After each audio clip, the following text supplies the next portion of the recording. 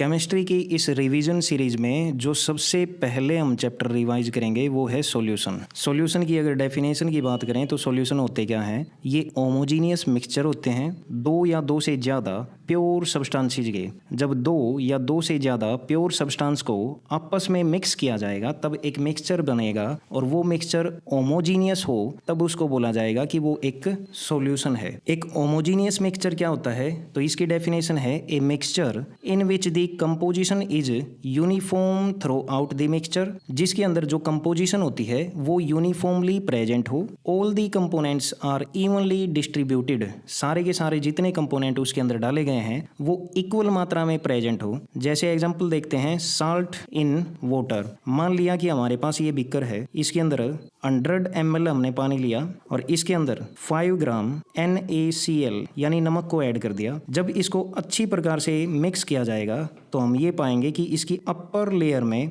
जितने NaCl के particle हैं उतने ही नीचे की लेयर में। जब NaCl अच्छे से इसके अंदर डिजोल्व हो जाएगा तो यहाँ दोनों ही जगह जो सैंपल है उसके अंदर equal number of NaCl present है, यानी जो कंपोजिशन है वो कैसी है?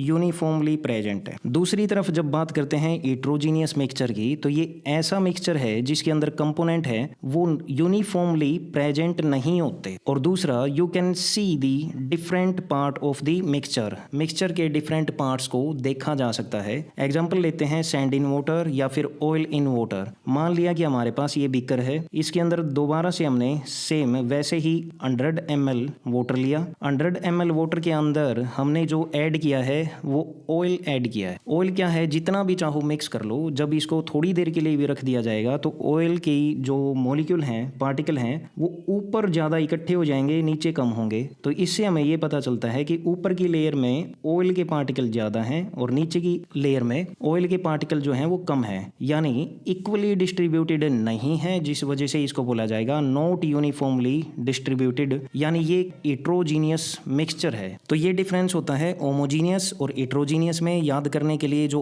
होमो वर्ड है इससे हमें पता चलता है कि सेम, होमो का मीनिंग ही होता है सेम और हेट्रो का मीनिंग होता है डिफरेंट। अब आते हैं इसके बाद में, the substance that are mixed to make a solution are called components. जितने भी सब्सटेंसेस को मिक्स किया जाएगा वो हर एक सब्सटेंस कंपोनेंट्स कहलाएगा। जैसे हमने 100 ml वाटर के अंदर मिक्स किया था 5 ग्राम NaCl को, तो यहाँ पर वाटर भी एक कंपोनेंट है और NaCl भी क्या है? एक कंपोनेंट है। अगर इसके अंदर हम ऐड कर देते हैं, इसी के साथ अगर शुगर भी ऐड कर देते हैं तो यहाँ ये तीसरा कंपोनेंट हो जाएगा। शुगर भी क्या है? एक कंपोनेंट होगा। फिर आता है उसके बाद में सोलवेंट और सोल्यूट क्या होते हैं? सोलवेंट बोला जाता है उस कंपोनेंट को which is present in largest quantity, यानी जो ज्यादा मात्रा में प्रेजेंट होगा उसको बोला जाएगा सोलवेंट। सोल्यूट क्या होता है?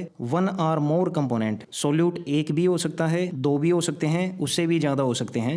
1 और more component present in the solution other than solvent. Solvent को छोड़कर जो भी कंपोनेंट सॉल्यूशन के अंदर प्रेजेंट होंगे उसको बोला जाएगा सोल्यूट। सोल्यूट और सोलवेंट से मिलकर ही बनता है सॉल्यूशन। इसके बाद आता है बाइनरी सॉल्यूशन। किसको बोलते हैं? बाई का मीनिंग है टू, यानी जहां पर जिस सॉल्यूशन के अंदर दो कंपोनेंट होंगे उसको बोला जाएगा बाइनरी सॉल्यूशन। डेफिनेशन कहती है if the component of the solution are two it is called binary solution. Example लिखना पड़ जाए तो साल्ट इन वाटर, ये दो कंपोनेंट से बना सॉल्यूशन है, इसलिए इसको बोला गया बाइनरी सॉल्यूशन। उसके बाद में आता है टर्नरी सॉल्यूशन। क्या होगा? टर्नरी होता है 3 के लिए यूज होता है। If the components of the solution are 3, जैसे salt, sugar plus water, 3 component हैं इसलिए इसको बोला जाएगा टर्नरी सॉल्यूशन। क्वाटरनरी सॉल्यूशन क्या होता है? अगर कंपोनेंट जो है सॉल्यूशन के अंदर कितने हो जाएं? 4 हो जाएं, जैसे साल्ट, शुगर, सिट्रिक एसिड और वाटर। यहाँ पर 4 कंपोनेंट हैं इसलिए इसको क्वाटरनरी सॉल्यूशन बोला जाएगा। इसके बाद में आता है कि जो सॉल्यूशन है उसकी जो स्टेट होती है वो सॉलिड स्टेट में होगा या लिक्विड स्टेट में होगा या फिर गैसीय स्टेट में होगा। ये किसके ऊपर डिपेंड करता है? ये डिपेंड करता है जो सॉल्वेंट की फिजिकल स्टेट होती है, जो ज्यादा मात्रा में होता है वो उसकी फिजिकल स्टेट क्या है, इस बात पे डिपेंड करेगा कि सॉल्यूशन सॉलिड होगा, लिक्विड होगा या गैस होगा। Depending upon the physical state of solute and solvent we can have following 9 different type of solution. Solute की स्टेट को और सोलवेंट की स्टेट को बार बार से चेंज करके 9 टाइप के सॉल्यूशन बना सकते हैं। इनके बारे में एग्जांपल पूछा जाता है। जैसे मान लेते हैं कि हमने सोलवेंट को फिक्स कर दिया। सोलवेंट की फिजिकल स्टेट को, सोलवेंट की फिजिकल स्टेट है गैस, गैस और गैस। इसके अंदर हम बारी बारी से सोल्यूट ऐड करेंगे। सोल्यूट पहले हम गैस ऐड करेंगे, फिर जो सोल्यूट ऐड करेंगे उसकी फिजिकल स्टेट होगी लिक्विड, फिर जो सोल्यूट ऐड किया जाएगा उसकी स्टेट होगी सॉलिड। तो इस प्रकार से 3 सॉल्यूशन तो इसके बनेंगे। इसको बोला जाएगा पहले को गैस इन गैस का एग्जाम्पल आपसे पूछा जाए तो इसका एग्जाम्पल बनेगा एयर, यानी जो सोल्यूट प्रेजेंट है वो भी क्या है, गैस है, और जो सोलवेंट है वो भी कैसा है, गैसीय स्टेट में है। तो इसका मिक्सचर होगा, एग्जाम्पल इसका बनेगा एयर, नाइट्रोजन एंड ऑक्सीजन। ये हो सकता है। एयर के अंदर क्या है, एयर के अंदर होमोजीनियस मिक्सचर है एक डिफरेंट गैसेज का, और वो किस रेशियो में प्रेजेंट है ये हर जगह लगभग सेम रहता है, इसलिए इसको बोला जाएगा गैस इन गैस सॉल्यूशन का एग्जांपल। फिर आता है सोल्यूट हमने चेंज कर दिया, लिक्विड स्टेट में है लेकिन सोलवेंट कैसा है, गैसियस। लिक्विड कहाँ, गैस के अंदर। ऐसा कोई एग्जांपल बताइए। तो ये होगा वाटर वेपर इन एयर, हवा में पानी की बूंदें, वेपर प्रेजेंट हो, फोग हो, ये सारे आते हैं किसके अंदर, लिक्विड इन गैस के एग्जाम्पल में आएंगे। फिर आता है हमने सोल्यूट को चेंज कर दिया, सॉलिड स्टेट का सोल्यूट लिया है और गैसियस में डाला है सोलवेंट में। इसका एग्जाम्पल हो जाएगा कैम्फर, कपूर जो है नाइट्रोजन गैस के अंदर प्रेजेंट हो। कपूर क्या है, कपूर के जो पार्टिकल हैं वो सॉलिड होंगे। N2 कैसी है, सोलवेंट ज्यादा मात्रा में है तो ये कैसा है, ये गैसीय स्टेट में है, ये एग्जाम्पल हो जाएगा। या फिर हम बोल सकते हैं डस्ट पार्टिकल, स्मोक पार्टिकल, कहाँ, एयर, हवा के अंदर जो डस्ट पार्टिकल प्रेजेंट है। डस्ट का पार्टिकल कैसा होता है, सॉलिड है। एयर कैसी है, गैसियस है, तो हवा में सॉलिड पार्टिकल, ये एग्जाम्पल हुआ। फिर आता है गैस इन लिक्विड, लिक्विड के अंदर गैसियस पार्टिकल का होना, ये कैसा है। सबसे सिंपल एग्जांपल होता है, हमें पता है ऑक्सीजन डिजोल्व होती है कहाँ, वाटर के अंदर, तो ये एग्जांपल हुआ। O2 in water, CO2 in water, ये एग्जांपल हो जाएंगे। फिर उसके बाद में आता है लिक्विड इन लिक्विड, जो सोल्यूट डाला गया है वो कैसा है, लिक्विड स्टेट का, और जो सोलवेंट डाला गया है वो भी कैसा है, लिक्विड स्टेट का। इसका जो एग्जांपल होगा वो होगा इथेनॉल, ये क्या होती है, लिक्विड। वाटर, ये भी क्या है, लिक्विड स्टेट में। तो ये सॉल्यूशन बनेगा, होमोजीनियस मिक्सचर बनेगा, और ये एग्जांपल होगा लिक्विड इन लिक्विड का। उसके बाद में आता है सॉलिड इन लिक्विड, जो लिक्विड सोलवेंट है उसके अंदर जो सोल्यूट डाला जाएगा वो सॉलिड होना चाहिए। तो इसके एग्जांपल होगा सुक्रोज या फिर साल्ट जो है, साल्ट कैसा होता है, सॉलिड होता है, और ये डाला जाएगा कहाँ, वाटर के अंदर, इसकी स्टेट कैसी है, लिक्विड। तो ये एग्जांपल हो जाएगा। फिर आता है गैस इन सॉलिड का एग्जांपल बताओ, गैस इन सॉलिड। सॉलिड अगर इसका एग्जांपल देखोगे तो पैलेडियम एक मेटल है, ये मेटल होती है क्या, सॉलिड। इसके अंदर जो डिजोल्व होगा, या फिर ये बोलिए कि पैलेडियम मेटल हाइड्रोजन गैस को अपने अंदर एब्जॉर्ब कर लेती है। गैस कैसी है, हाइड्रोजन है, गैसीय स्टेट में है। मेटल कैसी है, सॉलिड में है। ये एग्जांपल हो जाएगा गैस इन सॉलिड का। पैलेडियम जो मेटल है वो अपने मास के लगभग 900 टाइम्स हाइड्रोजन गैस को एब्जॉर्ब कर सकती है। फिर आता है लिक्विड इन सॉलिड, इसका एग्जांपल बताना है, यानी सॉलिड में क्या डाल रखा है, लिक्विड सोल्यूट डाल रखा है। ये होगा मरकरी, ये क्या होता है, लिक्विड स्टेट में। सोडियम कैसा है, सॉलिड स्टेट में। तो सॉलिड में लिक्विड का एग्जांपल हुआ मरकरी इन सॉलिड। फिर आता है सॉलिड इन सॉलिड, दो सॉलिड को मिक्स किया जाएगा, सोल्यूट भी सॉलिड है, सोलवेंट भी सॉलिड है। कॉपर इन गोल्ड सबसे आसान एग्जांपल है, जो 22 कैरेट या इससे कम कैरेट जो होता है उसके अंदर क्या है, हमने Au गोल्ड को और Cu कॉपर को मिक्स किया गया है। ये कैसा एग्जांपल है, ये सॉलिड इन सॉलिड का एग्जांपल। फिर उसके बाद में आता है टाइप्स ऑफ सॉल्यूशन। एक होता है एक्वस सॉल्यूशन, एक्वा जो है वो पानी का दूसरा नाम है, इसलिए हमने बोल दिया एक्वस सॉल्यूशन। इससे हमें पता चलता है कि वाटर का यूज किया जाएगा इस सॉल्यूशन के अंदर, किस रूप में, सोलवेंट के रूप में। जहां पर वाटर को सोलवेंट के रूप में यूज किया जाए, ए solution in which water is the solvent, उसको बोला जाएगा एक्वस सॉल्यूशन। सोल्यूट कोई भी हो, कैसा भी हो, लेकिन सोलवेंट क्या होना चाहिए, केवल और केवल वाटर होना चाहिए, उसी को बोला जाएगा एक्वस सॉल्यूशन। एग्जांपल है salt dissolve in water. Aqueous solution को लिखने का तरीका ये होता है कि ब्रैकेट में आपको ए क्या लिखा मिलेगा, इसका मीनिंग होता है पानी में डिजोल्व किया गया है किसको, NaCl को। फिर आता है नॉन एक्वस, क्या होगा, पानी को छोड़कर नॉन एक्वस लिखा गया है, यानी एक्वा पानी, पानी को छोड़कर कोई भी सोलवेंट यूज किया जाए उसको बोला जाएगा non aqueous solution, a solution in which solvent is not water but some other liquid। पानी की जगह क्या ले सकते हैं, अल्कोहल ले सकते हैं, ईथर हो सकता है, बेंजीन हो सकता है, एसीटोन हो सकता है। एग्जाम्पल हो जाएगा sulphur dissolve in carbon disulphide. ये क्या है, सोलवेंट का काम करेगी, कार्बन डाइसल्फाइड है, इसके अंदर क्या डिजोल्व किया गया है, सल्फर को, तो ये एक नॉन अक्वस सॉल्यूशन का एग्जाम्पल है। उसके बाद में देखते हैं सैचुरेटेड और अनसैचुरेटेड सॉल्यूशन क्या होंगे। सैचुरेटेड सॉल्यूशन होता है जिसके अंदर आप और ज्यादा सोल्यूट को ऐड नहीं कर सकते, सैचुरेशन आ चुकी है, इससे ज्यादा और सोल्यूट उस सॉल्यूशन के अंदर ऐड नहीं होगा, उसको बोला जाएगा saturated solution. A solution in which no more solute can be dissolved at the same temperature known as a saturated solution. Temperature कैसा होना चाहिए, कांस्टेंट होना चाहिए,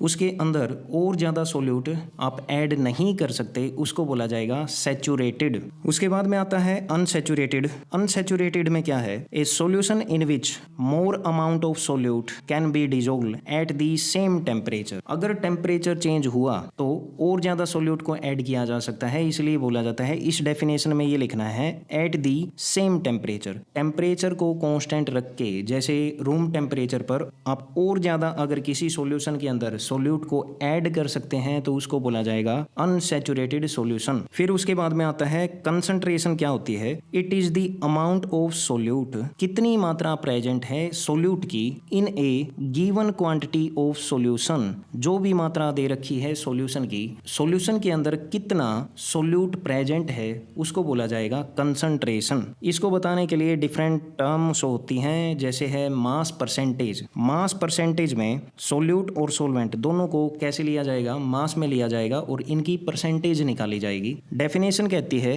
इट इज द रेशियो, ये एक रेशियो है, मास ऑफ द कंपोनेंट, जो भी कंपोनेंट लेते हैं उसका mass in the solution with total mass of the solution. किसी एक कंपोनेंट के मास को ऊपर लेना है, उसकी रेशियो होगी किसके साथ में, टोटल मास ऑफ सॉल्यूशन के साथ में। जैसे इसमें दिया है मास of solute in solution, solute का मास कितना है सॉल्यूशन के अंदर, वो लिखा जाएगा यहाँ ऊपर। फिर उसके बाद में नीचे क्या होगा, total mass of the solution, जो सॉल्यूशन का टोटल मास बनेगा वो, और परसेंटेज के लिए हम 100 से मल्टीप्लाई करेंगे तो ये हो जाएगा मास परसेंटेज। ऐसे ही आता है वॉल्यूम परसेंटेज, इसके अंदर जो भी कंपोनेंट है, कंपोनेंट का अमाउंट जो लिया जाएगा वो लिया जाएगा वॉल्यूम के अंदर। ऊपर दिया है volume of the solute in solution, solute की कितनी वॉल्यूम प्रेजेंट है सॉल्यूशन के अंदर वो, और नीचे आएगी टोटल जो वॉल्यूम होगी वो। टोटल वॉल्यूम में क्या होगा, सोल्यूट और सोलवेंट की जो टोटल वॉल्यूम है उनको ऐड किया जाएगा। ऊपर आप किसकी वॉल्यूम लेते हैं, सोल्यूट की, परसेंटेज के लिए 100 से मल्टीप्लाई कर दोगे तो इसको बोला जाएगा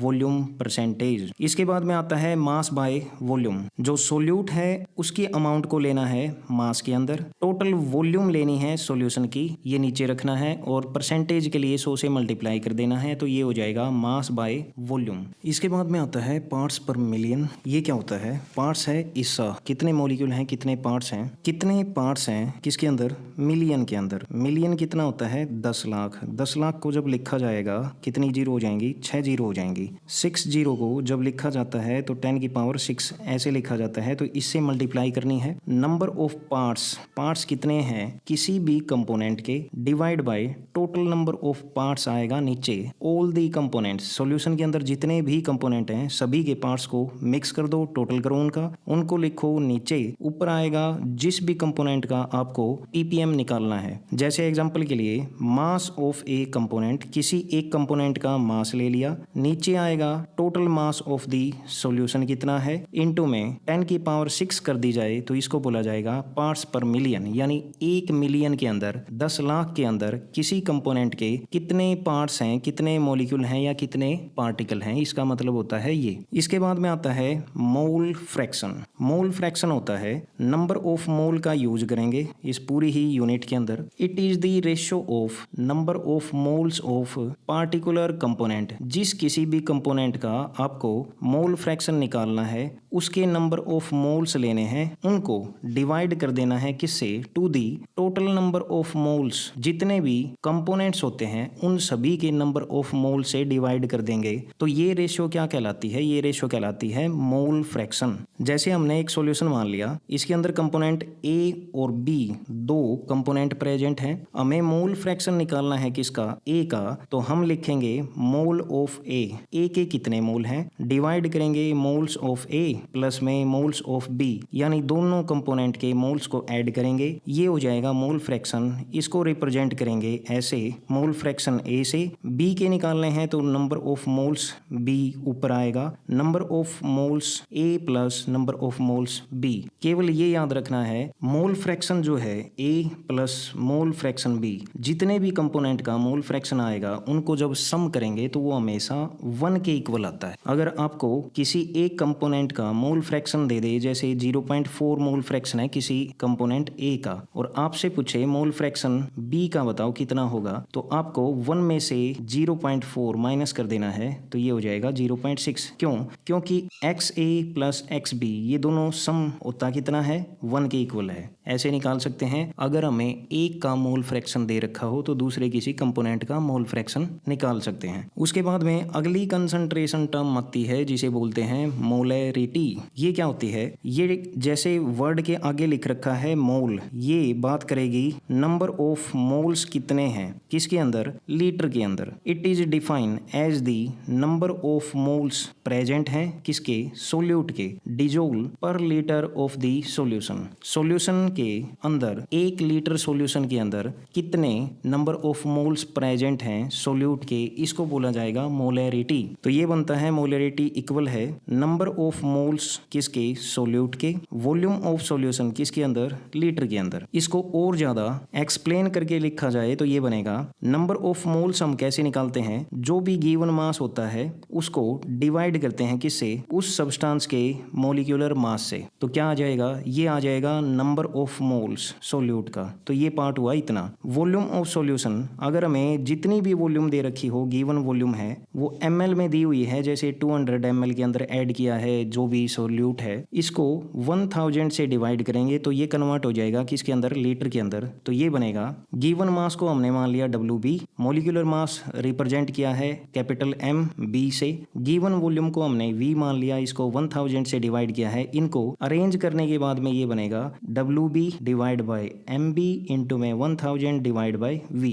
WB क्या है, गिवन मास है जो हमें दे रखा होगा, MB क्या है, मॉलिक्यूलर मास है, उसके अंदर जो भी सब्सटेंस है उसके जितने भी एटम होंगे उन सबको सम करके मॉलिक्यूलर मास आएगा। ऐसे निकालना पड़ेगा। लास्ट में जितनी भी वैल्यू आती है, मान लेते हैं X वैल्यू आई है, इसके पीछे कैपिटल में M लिखा जाता है, ये रिप्रेजेंट करता है मोलैरिटी को। जैसे 1M का मीनिंग होगा 1 लीटर सॉल्यूशन के अंदर केवल 1 मोल प्रेजेंट है सोल्यूट का। 2M का मीनिंग हो जाता है 1 लीटर सॉल्यूशन के अंदर 2 मोल प्रेजेंट हैं किसके, सोल्यूट के। इसके एग्जांपल हम आगे करेंगे। फिर उसके बाद में अगली जो कंसंट्रेशन टर्म है वो आती है मोलैलिटी। मोलैलिटी क्या होती है, मोलैलिटी कंसंट्रेशन टर्म है, इसके भी वर्ड के आगे लगा हुआ है MOL। इससे हम याद कर सकते हैं कि ये बात करेगी नंबर ऑफ मोल्स के बारे में। किसके मोल्स, सोल्यूट के। किसके अंदर, ये किलोग्राम में बात करती है, 1 किलोग्राम में। मोलैरिटी किस में बात करती थी, 1 लीटर में, ये बात करेगी 1 किलोग्राम में।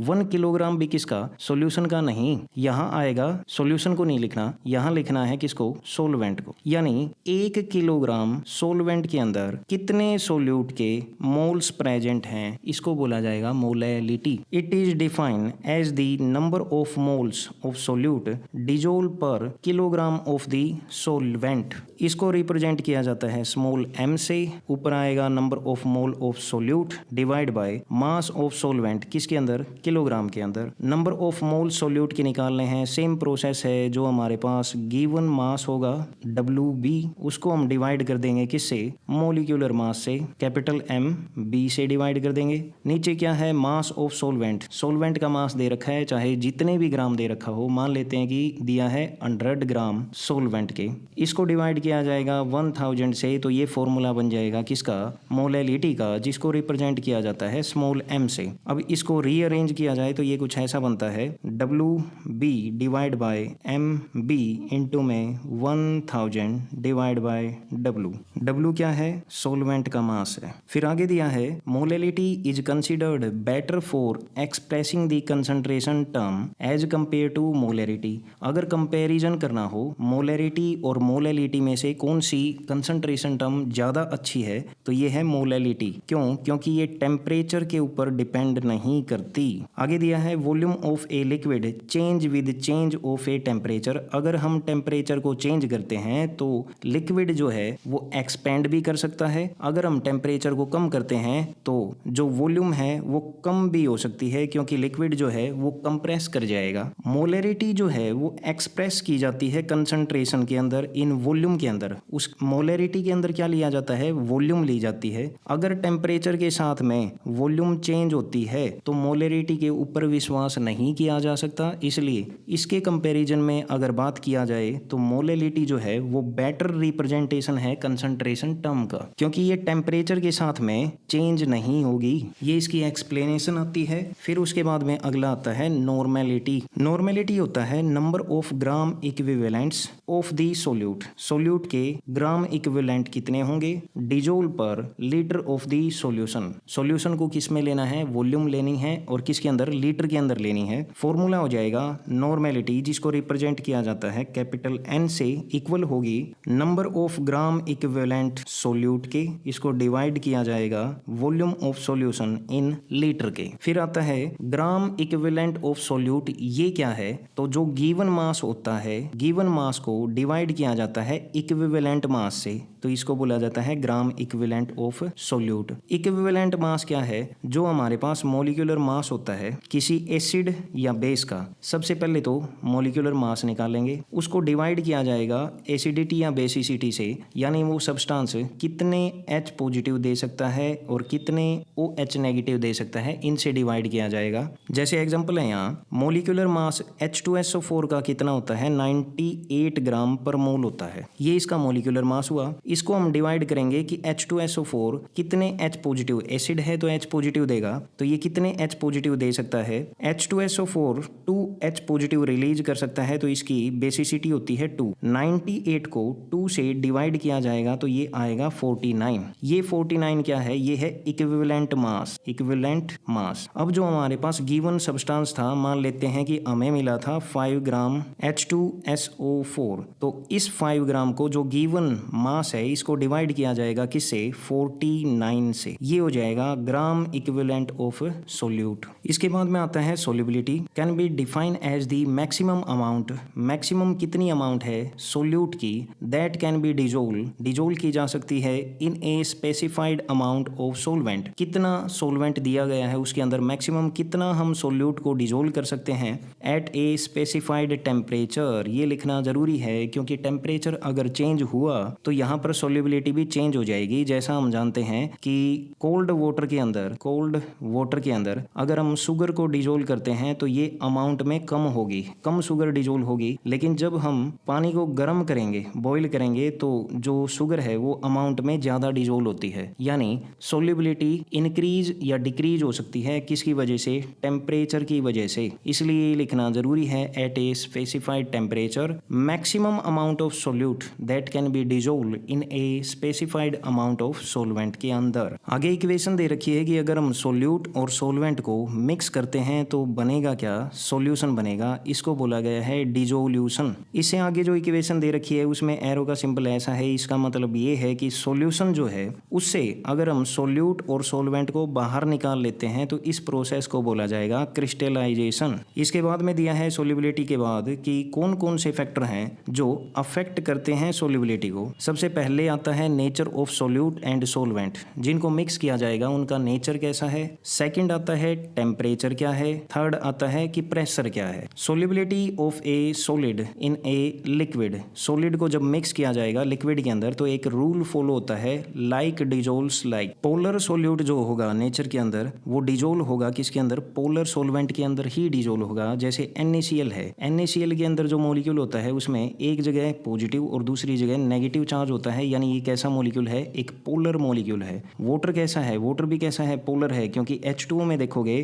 तो ऑक्सीजन के ऊपर पार्शियली नेगेटिव चार्ज है, हाइड्रोजन के ऊपर पार्शियली पॉजिटिव चार्ज है। तो यहाँ भी जो है चार्ज का सेपरेशन है, जिस वजह से ये भी क्या हुआ, ये पोलर है। तो पोलर सोल्यूट किसके अंदर डिजोल्व हुआ, पोलर सोलवेंट के अंदर, तो इसको बोला जाएगा लाइक डिजोल्व्स लाइक, जो जैसा है वो उसी के अंदर डिजोल्व होगा नेचर में। सेकंड में बताया गया है नॉन पोलर सोल्यूट जो होते हैं वो डिजोल्व होंगे किसके अंदर, नॉन पोलर सोलवेंट के अंदर ही। जैसे नेफ्थलीन है, नेफ्थलीन के अंदर कोई भी चार्ज का सेपरेशन नहीं होता, तो ये कैसी है नेचर के अंदर, ये है नॉन पोलर। और ये डिजोल्व किसके अंदर होगी, पानी के अंदर ये डिजोल्व नहीं होगी, क्योंकि ये कैसा है, एक पोलर सोलवेंट है, इसके अंदर डिजोल्व नहीं होगी। ये डिजोल्व होगी एंथ्रासीन के अंदर। एंथ्रासीन कैसा है, ये नॉन पोलर है। तो जो नॉन पोलर होता है वो नॉन पोलर के अंदर ही डिजोल्व होगा, और जो पोलर होता है वो पोलर के अंदर ही डिजोल्व होता है। तो सबसे पहले ऐसे हम नेचर देखेंगे, जो सोल्यूट है और सोलवेंट है उनको अगर हमें डिजोल्व करना है तो सबसे पहले ये देखा जाता है कि वो पोलर है या नॉन पोलर है। इसके बाद में अगला फैक्टर आता है effect of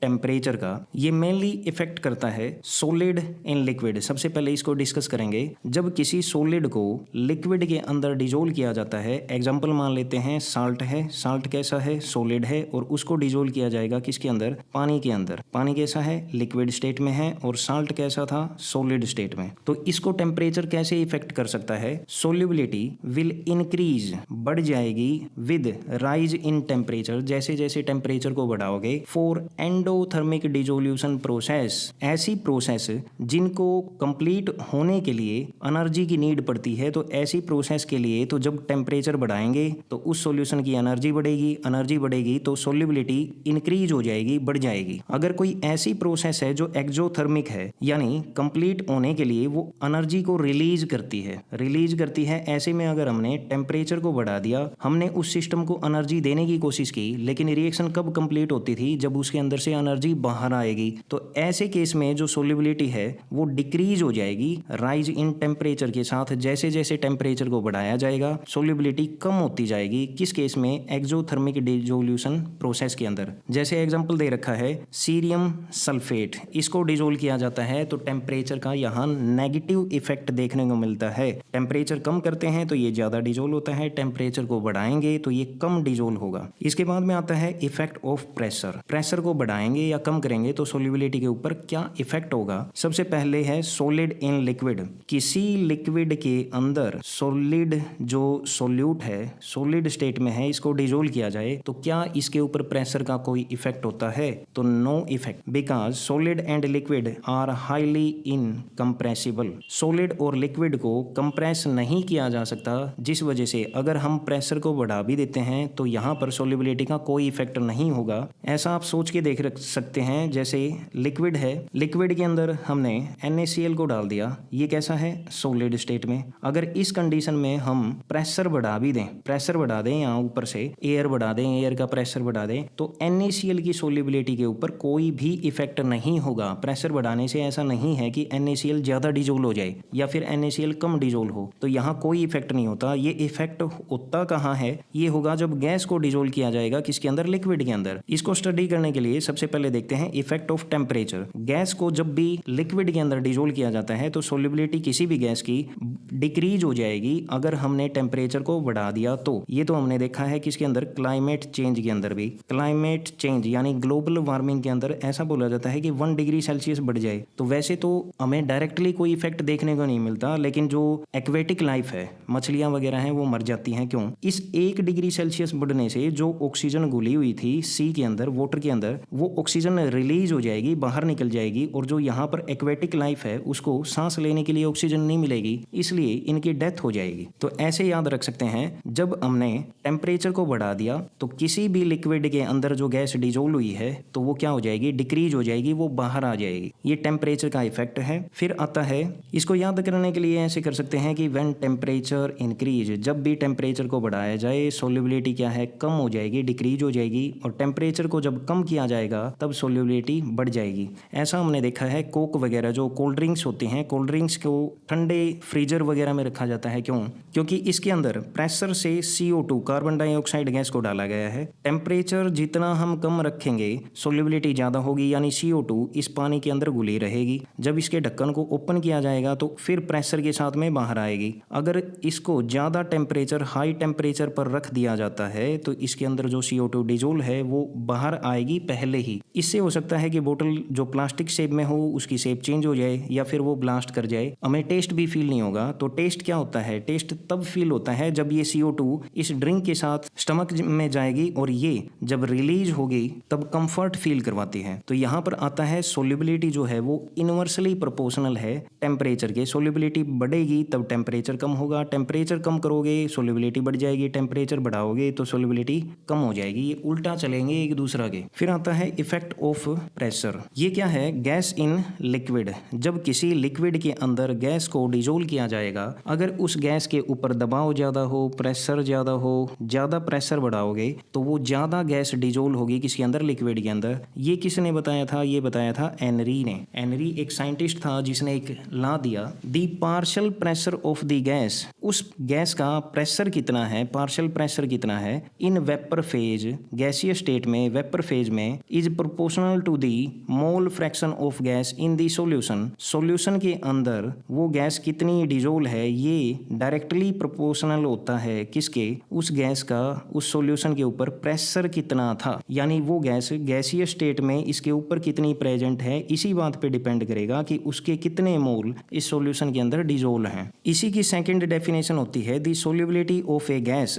in a liquid. किसी भी गैस की सोल्युबिलिटी किसी लिक्विड के अंदर एट ए पार्टिकुलर टेम्परेचर, किसी कांस्टेंट टेम्परेचर के ऊपर इज डायरेक्टली प्रोपोर्शनल होती है किसके? Pressure of the gas in equilibrium with the solution. P है प्रेशर किसी गैस का और उस गैस के मोल फ्रैक्शन हमने दिखाए हैं X से। ये दोनों एक दूसरे के डायरेक्टली प्रोपोर्शनल है। जब हम इस प्रोपोर्शनल साइन को हटाएंगे तो इक्वल में ये एक कांस्टेंट आ जाएगा KH, जिसको बोला गया है Henry law constant. Henry law constant, इसकी यूनिट क्या होती है? एटमॉस्फेयर या फिर बार या फिर किलो बार, ये इसकी यूनिट है। KH जो है हेनरी लॉ कांस्टेंट है, वो डिपेंड करता है किसके ऊपर? Nature of the gas. Gas का नेचर कैसा है? ऑक्सीजन है, नाइट्रोजन है, CO2 है, ऐसे हर एक गैस के लिए अलग की KH की वैल्यू होगी। थर्ड पॉइंट है इसके बारे में, different gases have different KH value. ये हमने देख लिया एट सेम टेम्परेचर। मान लिया कि 293 केल्विन के ऊपर हमने हीलियम को देखा तो उसके लिए KH की वैल्यू थी 144.97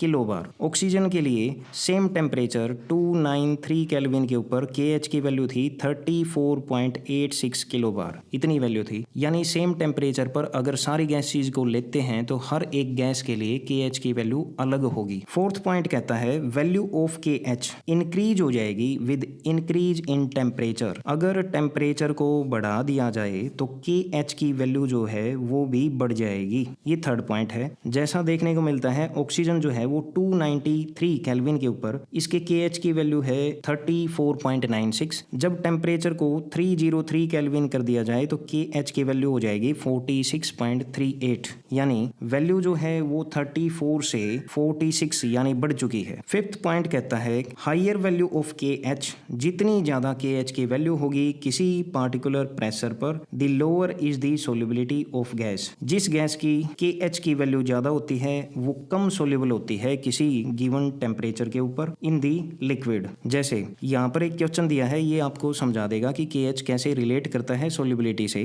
predict which gas among the given pair of gases will be more soluble. दो गैसेज दे रखी हैं एट 293 केल्विन। हीलियम जो है उसके KH की वैल्यू है इतनी 144। ऑक्सीजन के लिए KH की वैल्यू कितनी है 34.86, यानी 293 केल्विन के ऊपर अगर कंपटीशन किया जाए किसके बीच? हीलियम और ऑक्सीजन के बीच, तो ऑक्सीजन के KH की वैल्यू कम है जिस वजह से ऑक्सीजन ज़्यादा सोल्यूबल होगी कहाँ? वाटर के अंदर। हीलियम जिसका KH वैल्यू ज़्यादा है ये कम सोल्यूबल होगी वाटर के अंदर। सेकंड पॉइंट के अंदर जो दे रखा है वो ऑक्सीजन को ही कंपटीशन किया गया है ऑक्सीजन के साथ ही। एक बार ऑक्सीजन का जो टेम्परेचर है वो लिया गया है 293 केल्विन। सेकेंड टाइम में ऑक्सीजन का टेम्परेचर लिया गया है 303 केल्विन। और जैसा कि हम जानते हैं कि जब टेम्परेचर को बढ़ाया जाता है तो KH की जो वैल्यू होती है वो बढ़ जाती है। ऐसे में जो कम टेम्परेचर होगा तब ऑक्सीजन जो है ज़्यादा सोल्यूबल होगी किसके अंदर? वाटर के अंदर। यहाँ KH 293 पर 34 है, 303 पर 46 है, तो ज़्यादा ऑक्सीजन सोल्यूबल होती है कहाँ? 293 केल्विन के ऊपर। फिर आता है कि एनरी लॉ जो है इसकी लिमिटेशंस क्या हैं? एनरी लॉ वैलिड करता है केवल तब जब प्रेशर क्या हो? लो हो। प्रेशर कम होगा तभी वैलिड होगा। At high pressure pressure the law become less accurate. इसकी जो वैल्यू आती है वो एक्यूरेट नहीं होती, कहाँ, जब प्रेशर ज़्यादा होगा। सेकेंड पॉइंट कहता है gas is not highly soluble. Henry law को अप्लाई करने के लिए जो गैस होती है वो ज़्यादा ही सोल्यूबल नहीं होनी चाहिए। इसके बाद में आता है third point, gas neither react chemically with solvent. जिस सोलवेंट के अंदर हमने गैस को डिजोल्व करवाया है उसके अंदर ऐसा ना हो कि वो कोई केमिकल रिएक्शन करके कुछ और ही प्रोडक्ट बना दे, इससे भी जो हेनरी लॉ है वो ब्रेक हो जाएगा, फॉलो नहीं होगा। फोर्थ पॉइंट कहता है temperature is not too low. Temperature जो है वो ज़्यादा कम नहीं होना चाहिए, नेगेटिव में ना हो या जीरो के आसपास ना हो। अप्लीकेशन ऑफ हेनरी लॉ ये क्या है, in production of carbonated drinks, जो कोल्ड ड्रिंक्स वगैरह होती हैं उनकी प्रोडक्शन में जो लिक्विड होता है उसके अंदर CO2 को डिजोल्व किया जाता है। कैसे, प्रेशर को बढ़ाकर। प्रेशर को इंक्रीज किया गया तभी CO2 उसके अंदर डिजोल्व होगी, उसके बबल्स बनेंगे इन deep sea diving. Third point कहता है at high altitude. High altitude है, जैसे हाई एल्टीट्यूड पर ऑक्सीजन की कमी हो जाती है, कमी हो जाएगी तो ऑक्सीजन का प्रेशर कम बनेगा, प्रेशर कम होगा लंग्स के अंदर तो ये हीमोग्लोबिन के साथ कम अटैच होगी, डिजोल्व कम हो पाएगी ब्लड के अंदर, जिस वजह से क्या होगा, सांस लेने में तकलीफ होगी। ये सारी एप्लीकेशंस होती हैं हेनरी लॉ की जो हम डेली लाइफ में देख सकते हैं। इसके बाद में आता है वेपर प्रेशर। वेपर प्रेशर क्या होता है, pressure exerted by the vapours above the liquid surface in equilibrium with the liquid at a given temperature is called vapour pressure. किसी गिवन टेम्परेचर पर जो लिक्विड है, लिक्विड के ऊपर जो वेपर जनरेट होगी और वो जो सिस्टम है वो इक्विलिब्रियम में होना चाहिए, यानी जितने लिक्विड से गैसीय स्टेट में मॉलिक्यूल जाते हैं उतने ही गैसीय स्टेट से मॉलिक्यूल कहाँ आए, लिक्विड में आए। यानी ये प्रोसेस जो है वो एक बंद कंटेनर में करवानी पड़ेगी। अब जो ये लिक्विड है इसके ऊपर जितनी भी यहाँ वेपर क्रिएट होगी इस लिक्विड की, इन्होंने कितना प्रेशर एक्सर्ट किया है दीवारों के ऊपर, उस टोटल प्रेशर को बोला जाएगा वेपर प्रेशर, जो इस वेपर के द्वारा जनरेट किया गया। नेक्स्ट पॉइंट में दे रखा है कि factor on which vapour pressure of liquid depend, यानी कौन कौन से फैक्टर हैं जिनके ऊपर वेपर प्रेशर डिपेंड करता है। सबसे पहले आता है nature of the liquid. Liquid कैसा है, लिक्विड विच है वो weaker intermolecular forces have greater vapour pressure. जो लिक्विड है उसके मॉलिक्यूल के बीच में अगर वीकर इंटरमोलिकुलर फोर्सेज है, इंटरेक्शन कम है, तो वो जल्दी किसके अंदर कन्वर्ट हो जाएगा, वेपर के अंदर। जितनी ज़्यादा वेपर बनेंगी उतना ही ज़्यादा क्या होगा, वेपर प्रेशर भी होगा। जैसे कंपैरिजन करते हैं वाटर का और पेट्रोल का, तो पेट्रोल के जो मॉलिक्यूल हैं इनके बीच वीकर इंटरमोलिकुलर फोर्सेज होती है, यानी पेट्रोल जल्दी वेपर में कन्वर्ट हो जाता है, जिस वजह से वेपर प्रेशर किसका ज़्यादा होगा, पेट्रोल का। वाटर क्या है, इसके कंपैरिजन में कम वेपर जनरेट करेगा किसी टेम्परेचर के ऊपर। इसके बाद में अगला फैक्टर आता है कि जो वेपर प्रेशर को इफेक्ट करता है ये है टेम्परेचर। जितना ज़्यादा टेम्परेचर होगा उतनी ज़्यादा वेपर बनेगी। इसमें दिया है दी vapour pressure of a liquid increase हो जाएगा, बढ़ जाएगा किसके साथ में, इंक्रीज इन टेम्परेचर। जैसे जैसे टेम्परेचर बढ़ाएंगे वैसे वैसे वेपर प्रेशर जो है वो बढ़ता जाएगा। टेम्परेचर बढ़ाओगे उतनी वेपर बनेंगी, जितनी ज़्यादा वेपर होंगी उतना ही ज़्यादा प्रेशर क्रिएट होगा। With increase in temperature the kinetic energy molecule की क्या हो जाती है, बढ़ जाती है। काइनेटिक एनर्जी हाफ mv², यानी मॉलिक्यूल जो है वो ज़्यादा मूवमेंट करने लग जाएंगे, मोशन करने लग जाएंगे। Therefore large number of molecule जो हैं वो will escape from the surface of liquid, यानी ज़्यादा संख्या में लिक्विड से गैसीय स्टेट में चले जाएंगे मॉलिक्यूल, यानी वेपर बढ़ जाएंगी। वेपर बढ़ेंगी तो वेपर प्रेशर भी बढ़ेगा। वेपर प्रेशर किसी लिक्विड सॉल्यूशन का, इसके लिए राउट्स लॉ दिए गए हैं। राउट्स साइंटिस्ट का नाम है जिसने कुछ लॉ दिए हैं। सबसे पहले देखते हैं राउट्स लॉ डेफिनेशन क्या कहती है। एट ए गिवन टेम्परेचर, किसी टेम्परेचर के ऊपर, फॉर ए सॉल्यूशन, किसी सॉल्यूशन के लिए, of volatile liquids, volatile liquid होते हैं जो आसानी से वेपर के अंदर कन्वर्ट हो जाते हैं, इजिली इवेपोरेट हो जाएं, उसको बोला जाएगा volatile liquid. And the partial vapour pressure of each component, partial होता है जो भी कंपोनेंट हैं उनका अपना अपना वेपर प्रेशर कितना होगा, खुद का। In solution is equal to the product of vapour pressure of pure component and its mole fraction. इसको समझते हैं। मान लेते हैं कि हमारे पास ये है कंटेनर, इसके अंदर हमने दो कंपोनेंट यूज किए हैं, कंपोनेंट 1 और कंपोनेंट 2।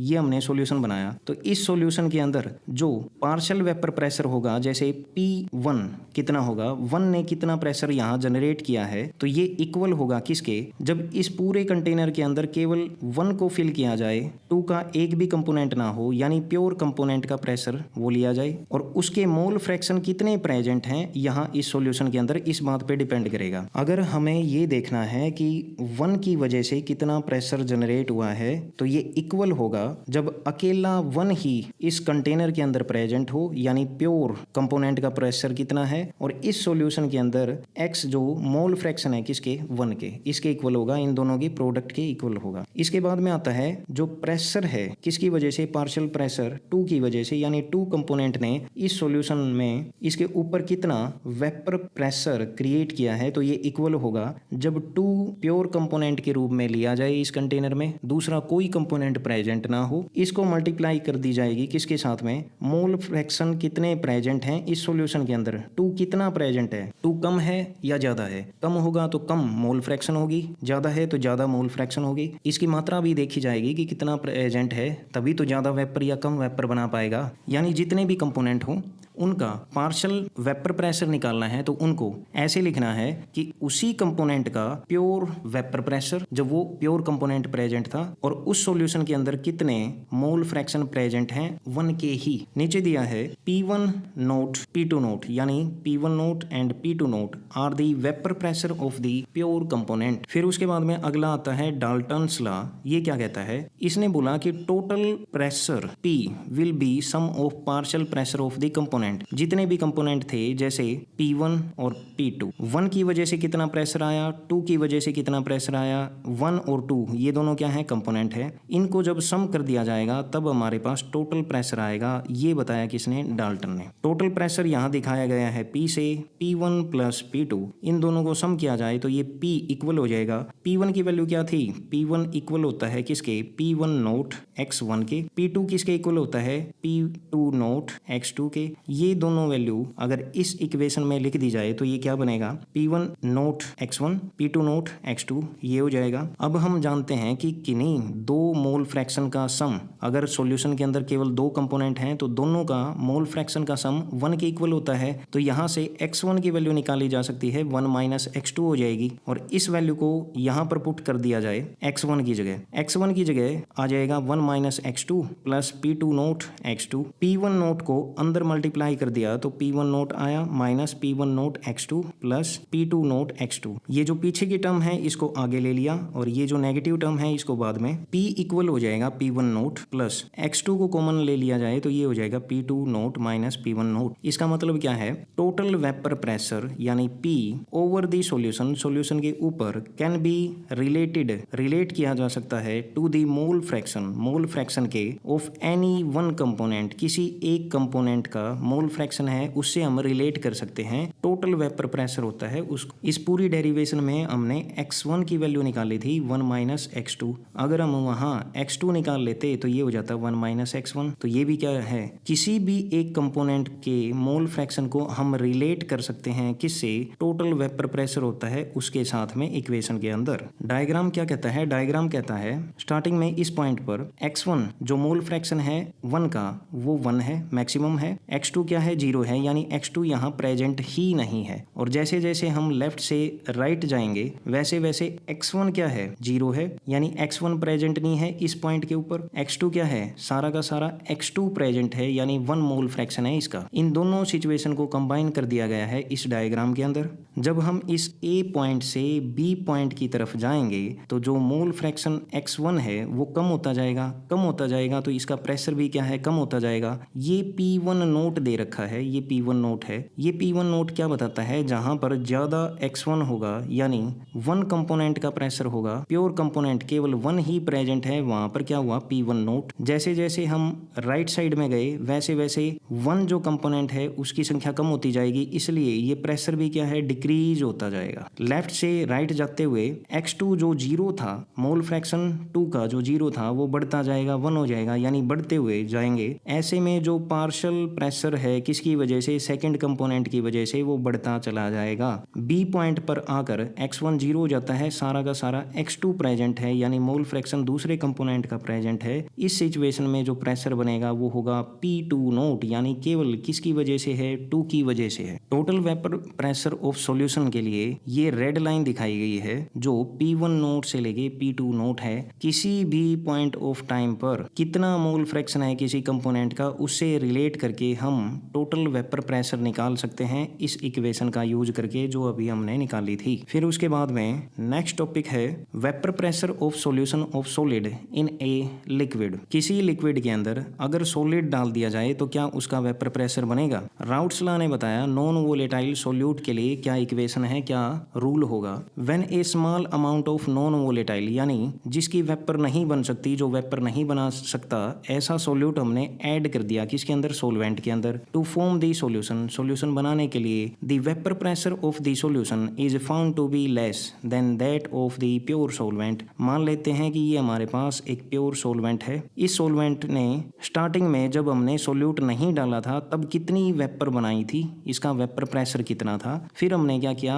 कि इसी सॉल्वेंट के अंदर हमने कुछ अमाउंट सॉल्यूट की ऐड कर दी। सॉल्यूट कैसा था, सॉल्यूट वेपर नहीं बना सकता ऐसा सॉल्यूट था। जब हमने दोनों का वेपर प्रेशर चेक किया तो यहाँ पर जो सेकंड टर्म है यहाँ पर वेपर प्रेशर कम बना। सॉल्यूट डालने के बाद में जो टोटल वेपर प्रेशर बनता था सॉल्वेंट ने बनाया था वो कम हो जाएगा। यहाँ मान लेते हैं स्टार्टिंग ए पॉइंट में अगर वो प्रेशर था एग्जांपल के लिए 5 एटमॉस्फेयर या फिर बार, तो यहाँ पर प्रेशर रह जाएगा 4 एटमॉस्फेयर या फिर 3 या फिर 2 ऐसा हो जाएगा। ये कभी भी 6 नहीं होगा, ना ही ये 5 होगा। क्यों नहीं होगा, क्योंकि वेपर प्रेशर कम हो जाएगा। इसका रीजन दिया गया है in this case non volatile solute जो होता है उसके molecule also occupy a certain surface area. जो सरफेस एरिया होता है जहां से मॉलिक्यूल जो हैं सॉल्वेंट के कन्वर्ट होते हैं गैसेज के अंदर, ये जो सरफेस एरिया है इस सरफेस एरिया को ऑक्यूपाई कर लेंगे कौन, सॉल्यूट के particle. Therefore surface has both solute and solvent molecule. इसका मतलब हो जाता है कि इस सॉल्यूट और सॉल्वेंट यहाँ पर सारे सॉल्यूट और सॉल्वेंट के मॉलिक्यूल प्रेजेंट हैं। ये येलो में दिखाए गए हैं या फिर रेड में दिखाए गए हैं, ये मॉलिक्यूल हैं किसके, सॉल्वेंट के। दोनों ही प्रेजेंट हैं सरफेस के ऊपर। अब क्या होगा, जो सॉल्यूट है सॉल्यूट की तो वेपर बन नहीं सकती, ये खुद भी वेपर नहीं बनाएगा और इसके नीचे जो सॉल्वेंट के मॉलिक्यूल हैं उनको भी वेपर यानी गैसीय स्टेट में चेंज होने से रोक देगा। यानी कम अमाउंट में मॉलिक्यूल जो है वो गैसीय स्टेट में जा पाएंगे किसके, सॉल्वेंट के। ये है सॉल्वेंट। सरफेस एरिया जो ऊपर था वो कम ही अवेलेबल है सॉल्वेंट के कन्वर्जन के लिए। सॉल्वेंट लिक्विड से गैसीय स्टेट में जा सकता है, एरिया कम बचा है, कम मॉलिक्यूल कन्वर्ट हो पाएंगे गैस में, कम कन्वर्ट हो पाएंगे। इस वजह से जो वेपर प्रेशर बनेगा वो भी क्या हो जाएगा, कम हो जाएगा। जब स्टार्टिंग में अकेला सॉल्वेंट प्रेजेंट था जिसके अंदर हमने सॉल्वेंट के अंदर सॉल्यूट ऐड नहीं किया था तो हर एक जगह पर सॉल्वेंट के ही मॉलिक्यूल प्रेजेंट थे, ये आसानी से गैस में कन्वर्ट हो जाते थे।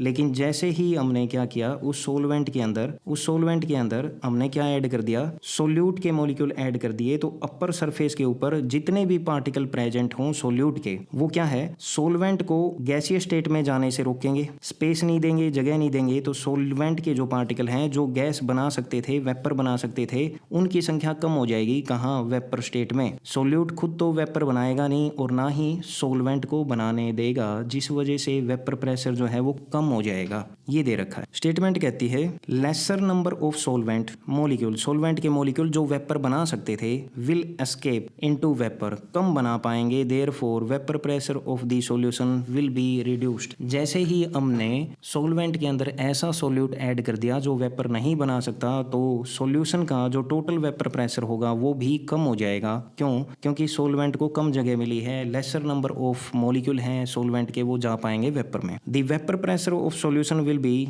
The vapour pressure of due to solvent only. ये जो ऐसा सॉल्यूशन हमने बनाया था जिसके अंदर सॉल्यूट ऐड कर दिया था जो वेपर में कन्वर्ट नहीं हो सकता, ऐसे सॉल्यूशन का जो वेपर प्रेशर आएगा, सॉल्यूशन का वेपर प्रेशर, वो केवल और केवल किसकी वजह से होगा, केवल और केवल सॉल्वेंट की वजह से होगा। आगे दिया है राउट्स लॉ, ऐसे सॉल्यूशन के लिए at a given temperature vapour pressure of the solution, जो सॉल्यूशन का वेपर प्रेशर होगा कंटेनिंग नॉन वोलेटाइल, यानी ऐसा सॉल्यूट, नॉन वोलेटाइल सॉल्यूट, ऐसा सॉल्यूट जो वेपर नहीं बना सकता, is directly proportional, directly proportional होगा किसके, mole fraction of solvent component के मोल फ्रैक्शन कितने प्रेजेंट हैं सॉल्वेंट के। मान लेते हैं सॉल्यूशन बना है 1 और 2, दो कंपोनेंट को मिला के 1 है क्या, ये है सॉल्वेंट, और 2 सेकंड जो कंपोनेंट है वो क्या है, सोल्यूट है। सोल्यूट की तो वेपर बनेगी नहीं, केवल और केवल किसकी बनेगी, सॉल्वेंट की। तो सॉल्वेंट कितना प्रेजेंट है, इसका मोल फ्रैक्शन कितना है, इसी बात पे डिपेंड करेगा कि टोटल प्रेशर कितना होगा। टोटल प्रेशर रिप्रेजेंट किया है P से, P डायरेक्टली प्रोपोर्शनल है x1 के, यानी मोल फ्रैक्शन किसके, सॉल्वेंट के। आगे दिया है Raoult's law become a special case of Henry law in which KH जो होता है हेनरी लॉ कांस्टेंट है, become equal to vapour pressure of the pure component. Raoult's law कहता है पार्शियल प्रेशर जो है वो इक्वल होता है किसके, प्योर कंपोनेंट के, और मोल फ्रैक्शन उस कंपोनेंट के प्रोडक्ट के इक्वल होता है। हेनरी लॉ कहता है कि जो प्रेशर है वो इक्वल होता है हेनरी लॉ कांस्टेंट KH के इनटू में मोल फ्रैक्शन कंपोनेंट के। तो ये एक स्पेशल केस हो जाता है हेनरी लॉ का, कौन सा, राउट्स लॉ जो है। उसके बाद में जो स्टेटमेंट टॉपिक आता है वो है आइडियल सॉल्यूशन का। आइडियल सॉल्यूशन क्या होते हैं, ऐसे सॉल्यूशन हैं जो ओबे करते हैं राउट्स लॉ को over the entire range of concentration. चाहे कितनी भी कंसंट्रेशन हो, हर एक कंसंट्रेशन के ऊपर राउट्स लॉ को फॉलो करेंगे। Such solution are form by mixing the two component which are identical. ऐसे कंपोनेंट को मिक्स किया जाएगा जो आइडेंटिकल हो, सिमिलर हो, किसके अंदर, मॉलिक्यूलर साइज भी, साइज जिनका सेम हो, इन स्ट्रक्चर उनका स्ट्रक्चर भी सेम हो, and have almost identical intermolecular forces. यानी जो कंपोनेंट के बीच में, कंपोनेंट के मॉलिक्यूल के बीच में अट्रैक्शन होगी, इंटरमोलिकुलर फोर्सेज होगा, वो भी कैसा होगा, लगभग सेम होगा। Intermolecular interaction between the component A B equal होगा किसके, ए और बी के। ये क्या है, मान लेते हैं कि हमारे पास कंपोनेंट है ए, ये कोई लिक्विड है, इसके अंदर सारे के सारे मॉलिक्यूल कैसे प्रेजेंट होंगे, ए के साथ में जुड़ा होगा, ए के साथ में जुड़ा होगा। दूसरा कंपोनेंट हम लेते हैं, कौन सा है, बी है, इसमें सारे के सारे मॉलिक्यूल कैसे हैं, एटम कैसे हैं, बी के हैं, बी से जुड़ा होगा और बी के साथ में जुड़ा होगा, ऐसा है। हमें सॉल्यूशन बनाना है तो इन दोनों कंपोनेंट को हमने मिक्स किया कंटेनर के अंदर। यहाँ पर जो मॉलिक्यूल आपस में कनेक्ट होंगे वो कौन से होंगे, ए बी के साथ में जुड़ेगा, ए बी के साथ में जुड़ेगा, ऐसा है। तो जितनी इंटरेक्शन ए और बी के बीच में है उतनी ही इंटरेक्शन होनी चाहिए किसके बीच में, ए और ए के बीच में, बी और बी के बीच में। यानी ए और ए के बीच में जितनी अट्रैक्शन थी, बी और बी के बीच में जितनी अट्रैक्शन थी उतनी ही अट्रैक्शन ए और बी के बीच में हो। तो ऐसे कंपोनेंट क्या है, आइडियल सॉल्यूशन बनाते हैं। आइडियल सॉल्यूशन को अगर पॉइंट्स में बताना पड़ जाए तो इट मस्ट ओबे राउट्स लॉ, पहली कंडीशन ये है। सेकंड कंडीशन है कि डेल्टा एच मिक्सिंग, यानी जब इनको मिक्स किया जाएगा, शुड बी जीरो। एंथैल्पी क्या है, जीरो होनी चाहिए। ना तो ये एंथैल्पी यानी एनर्जी को रिलीज करेंगे और ना ही ये एनर्जी को एब्जॉर्ब करेंगे, ना ही ये एंडोथर्मिक हो सकते, ना ही ये एक्सोथर्मिक हो सकते। जितनी हीट थी उतनी ही रहेगी सिस्टम के पास। आगे दिया है डेल्टा वी मिक्सिंग, यानी वॉल्यूम जो है वो जीरो होनी चाहिए। मिक्सिंग, जब दोनों कंपोनेंट को आपस में मिक्स किया जाएगा तब ना तो वॉल्यूम इंक्रीज हो और ना ही वॉल्यूम डिक्रीज हो। तो ये तीन कंडीशन होती हैं आइडियल सॉल्यूशन की। राउट्स लॉ को ओबे करे, डेल्टा एच मिक्सिंग क्या हो, जीरो हो, डेल्टा वी मिक्सिंग क्या हो, ये भी जीरो हो। इसके बाद में दिया है एग्जाम्पल। एग्जाम्पल में देखेंगे तो बेंजीन और टोलुइन को जब मिक्स किया जाएगा तो ये एक आइडियल सॉल्यूशन बनाएगा। स्ट्रक्चर अगर देखते हैं तो ये होती है बेंजीन। टोलुइन का स्ट्रक्चर कुछ ऐसा होता है, बेंजीन है, बेंजीन के साथ में CH3 जुड़ा होगा। स्ट्रक्चर दोनों के कैसे हैं, लगभग सिमिलर हैं। मॉलिक्यूलर मास भी कैसा है, लगभग सिमिलर है। इसलिए इन दोनों को जब कंबाइन किया जाएगा तो ये आइडियल सॉल्यूशन बनाएंगे। राउट्स लॉ को ओबे करेंगे, ना एंथैल्पी में चेंज आएगा ना वॉल्यूम में चेंज आएगा जब इनको मिक्स किया जाए। सेकंड एग्जांपल है एन हेक्सेन का, एन हेप्टेन का। एक लॉन्ग कार्बन की चेन है, लॉन्ग कार्बन की चेन है, यहाँ पर 6 कार्बन है, यहाँ पर कितने हैं, 7 कार्बन है, लगभग सिमिलर है स्ट्रक्चर। ब्रोमो इथेन और आयोडो इथेन, ये क्या है, इथेन के अंदर 2 कार्बन, CH3, यहाँ हो जाएगा CH2 और इसके साथ में ब्रोमीन जुड़ा है। आयोडो इथेन क्या होगा, CH3, यहाँ हो जाएगा CH2 और इसके साथ में आयोडीन जुड़ा है। लगभग सिमिलर स्ट्रक्चर है, सिमिलर मॉलिक्यूलर मासेज होगा लगभग, जिस वजह से ये क्या बनाएंगे, आइडियल सॉल्यूशन बनाएंगे। उसके बाद में आता है इंटरेक्शन को ऐसे शो कर रखा है, ए जो मॉलिक्यूल है और ए जो मॉलिक्यूल है इनके बीच में कितनी इंटरेक्शन थी, बी और बी के बीच में कितनी इंटरेक्शन थी। मिक्स करने के बाद में ए और बी के बीच में भी उतनी इंटरेक्शन हो, सेम इंटरेक्शन, तभी क्या बनेगा, आइडियल सॉल्यूशन बनेगा। इसके बाद में अगला टॉपिक आता है नॉन आइडियल सॉल्यूशन का। ये क्या होते हैं, ऐसे सॉल्यूशन हैं जो राउट्स लॉ को ओबे नहीं करेंगे over the entire range of concentration, इनको नॉन आइडियल सॉल्यूशन बोला जाएगा। इंटरेक्शन जो होती है है बिटवीन कंपोनेंट के बीच में वो डिफरेंट होगी प्योर कंपोनेंट से। यानी जितना इंटरेक्शन ए के बीच में था, बी और बी के बीच में था, जब इनको मिक्स किया जाएगा तो ए और बी के बीच में इंटरेक्शन या तो कम हो जाएगा या बढ़ जाएगा। ए और बी के बीच में या तो ज़्यादा डिस्टेंस आ सकती है या कम डिस्टेंस, जब इंटरेक्शन ज़्यादा हो जाए या कम हो जाए सेम नहीं रहता। Enthalpy of change on mixing, enthalpy क्या है, चेंज होगी, जीरो नहीं होगी। या तो हीट जो है, एनर्जी जो है वो रिलीज होगी या फिर ऐसा हो सकता है कि एब्जॉर्ब की जाए। थर्ड पॉइंट कहता है वॉल्यूम चेंज ऑन मिक्सिंग, जब इनको मिक्स किया जाएगा तो वॉल्यूम में चेंज होगा, चेंज जीरो नहीं होगा, या तो वॉल्यूम बढ़ सकती है या वॉल्यूम कम भी हो सकती है। फोर्थ पॉइंट कहता है दे show positive and negative deviation from routes law. इसका मीनिंग क्या है, मान लेते हैं राउट्स लॉ के अकॉर्डिंग जो वैल्यू मानी गई, मान लेते हैं राउट्स लॉ ने प्रेशर बता दिया कि रूल लगाकर कैलकुलेट किया गया, जो प्रेशर आएगा वो होगा 5 बार रूल के अकॉर्डिंग। जो नॉन आइडियल सॉल्यूशन होते हैं वो इसको फॉलो नहीं करते, तो या तो वो क्या शो करेंगे, ज़्यादा प्रेशर शो करेंगे, 6 हो सकता है, 7 हो सकता है, 8 है, 10 हो सकता है, 20 हो सकता है, ज़्यादा मिलेगा। जब ज़्यादा उम्मीद जितने की थी उससे ज़्यादा मिले तो इसको क्या बोला जाएगा, ये होगा पॉजिटिव डेविएशन, यानी चेंज है कैसा, पॉजिटिव। उम्मीद थी राउट्स लॉ को कि प्रेशर बनेगा 5 बार का, लेकिन प्रेशर कितना बना है, मान लेते हैं कि 3 बना, 2 बना या फिर 1 बना, तो ये कहलाएगा नेगेटिव डेविएशन। जितने की उम्मीद थी उससे प्रेशर कम ही मिला तो इसको नेगेटिव डेविएशन बोलेंगे। आगे आता है non ideal solution showing positive deviation from routes law. इसका रीजन क्या है, इन सच सॉल्यूशन जो ए और बी के बीच में इंटरेक्शन होती है वो कमजोर हो जाती है, वीक हो जाती है ए और बी के कंपैरिजन में। ए के बीच में जितनी इंटरेक्शन थी, बी और बी के बीच में जितनी इंटरेक्शन थी, जब इनको मिक्स किया जाए तो ए बी के बीच में उतनी इंटरेक्शन नहीं रहती, ये दूर दूर हो जाएंगे, यानी ए बी को इतना ज़्यादा पसंद नहीं करेगा, इस बॉन्ड को तोड़ना आसान हो जाएगा। थोड़ी सी एनर्जी मिलते ही ये बॉन्ड टूटेगा, बी अलग जाएगा, ए अलग जाएगा, वेपर ज़्यादा बनेंगी, ज़्यादा वेपर बनेंगी तो वेपर प्रेशर जो टोटल होता है वो इंक्रीज हो जाएगा, बढ़ जाएगा। The total vapour pressure will be greater, ज़्यादा होगा देन कोरस्पॉन्डिंग वेपर प्रेशर से expected in case of ideal solution. हम आइडियल सॉल्यूशन के अकॉर्डिंग मानकर चलेंगे, हमने एक्सपेक्ट जितना भी किया होगा उससे ज़्यादा ही प्रेशर आएगा। जैसे नीचे दिया गया है, ये नॉन आइडियल सॉल्यूशन के एग्जांपल हैं। इथाइल अल्कोहल को साइक्लोहेक्सेन के साथ में मिक्स किया जाए, एसीटोन को जब कार्बन डाइसल्फाइड के साथ में मिक्स किया जाए, तो ये सारे एग्जांपल हैं किसके, नॉन आइडियल के। यहाँ पर एक डायग्राम दे रखा है, जो डैश डैश वाली लाइन है ये बताती है एक्सपेक्टेड जितना था, यानी आइडियल के केस में कितना था,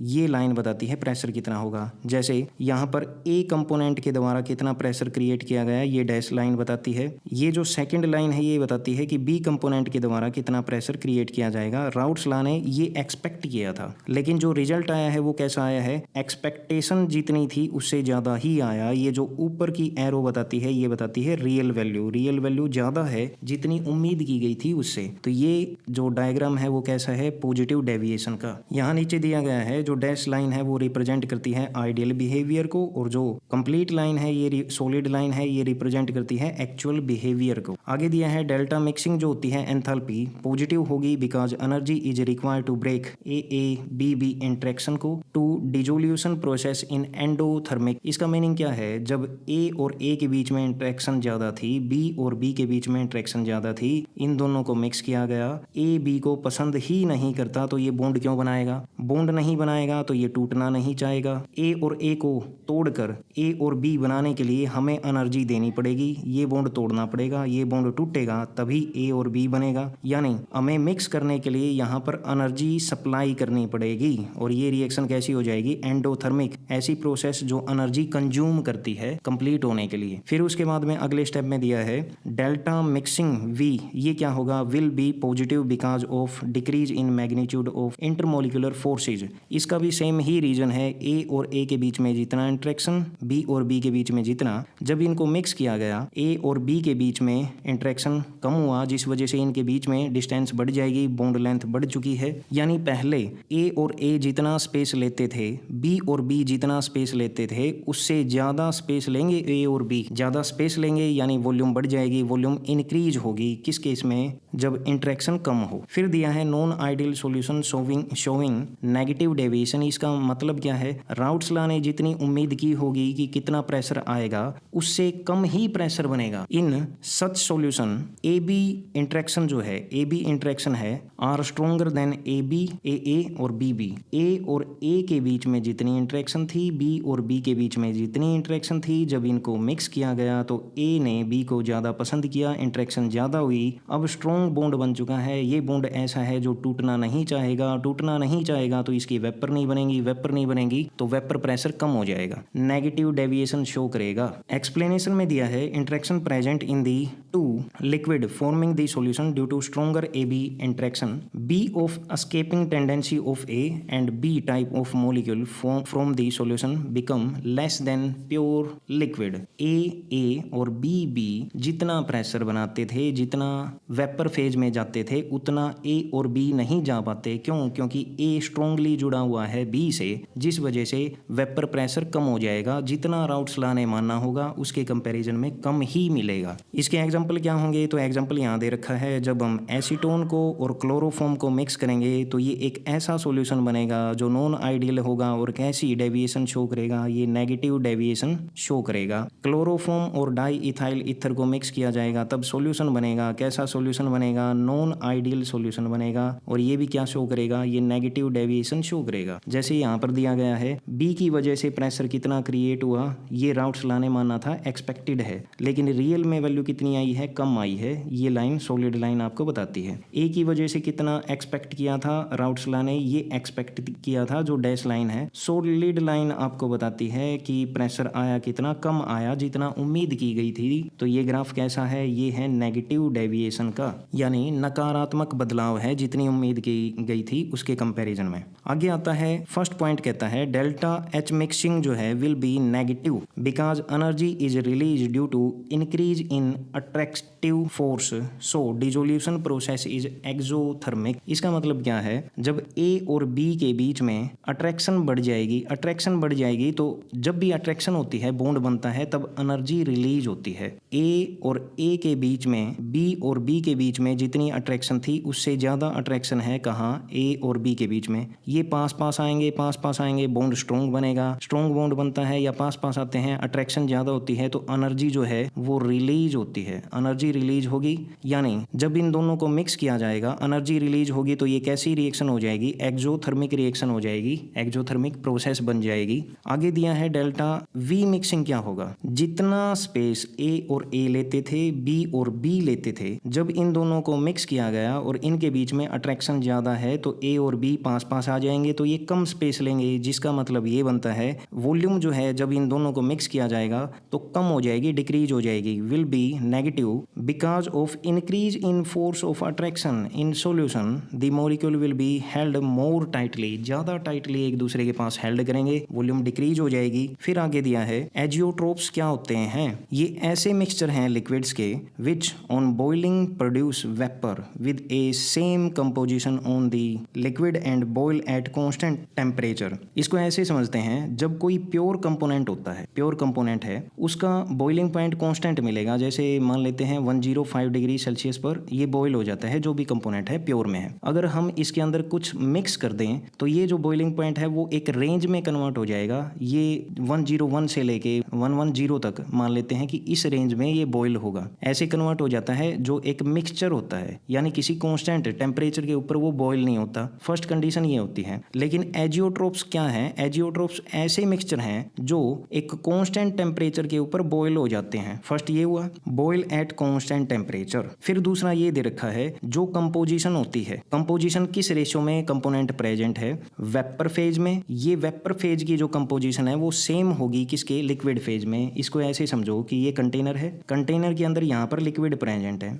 यहाँ पर कंपोनेंट डाले गए हैं ए और बी। ए और बी की यहाँ क्या रेशियो है लिक्विड में? किस रेशियो में ये प्रेजेंट है? उतनी ही रेशियो रहेगी कहाँ? गैसीय स्टेट में भी सेम रेशियो में, सेम कंपोजिशन में प्रेजेंट होंगे। स्टेट स्टेटमेंट कहती है the solution which boil at constant temperature and can distil unchanged in composition are called azeotropes. जब इनको वेपर स्टेट में भी कन्वर्ट कर दिया जाए तो इनकी कंपोजिशन में कोई भी अंतर नहीं आएगा, चेंज नहीं आएगा। यहाँ पर दिया है मिनिमम बॉइलिंग एजियोट्रोप्स, दो टाइप के होते हैं, एक मिनिमम है और दूसरा कैसा है, मैक्सिमम है। मिनिमम और मैक्सिमम को कैसे याद करेंगे? मिनिमम बॉइलिंग एजियोट्रोप्स क्या होंगे? Solution which show a large positive deviation from routes law, उनको बोला जाएगा मिनिमम। जो राउट्स लॉ से लार्ज पॉजिटिव डेविएशन शो करते हैं उनको बोला जाता है। एग्जाम्पल में दिया है 95% बाय वॉल्यूम ऑफ इथेनॉल, हमने लिया 95 ml इथेनॉल ले लिया, इसके अंदर हमने मिक्स कर दिया है कितना, 5% वाटर को मिक्स कर दिया, ये मिक्सचर बना है, ये एजियोट्रोप बना।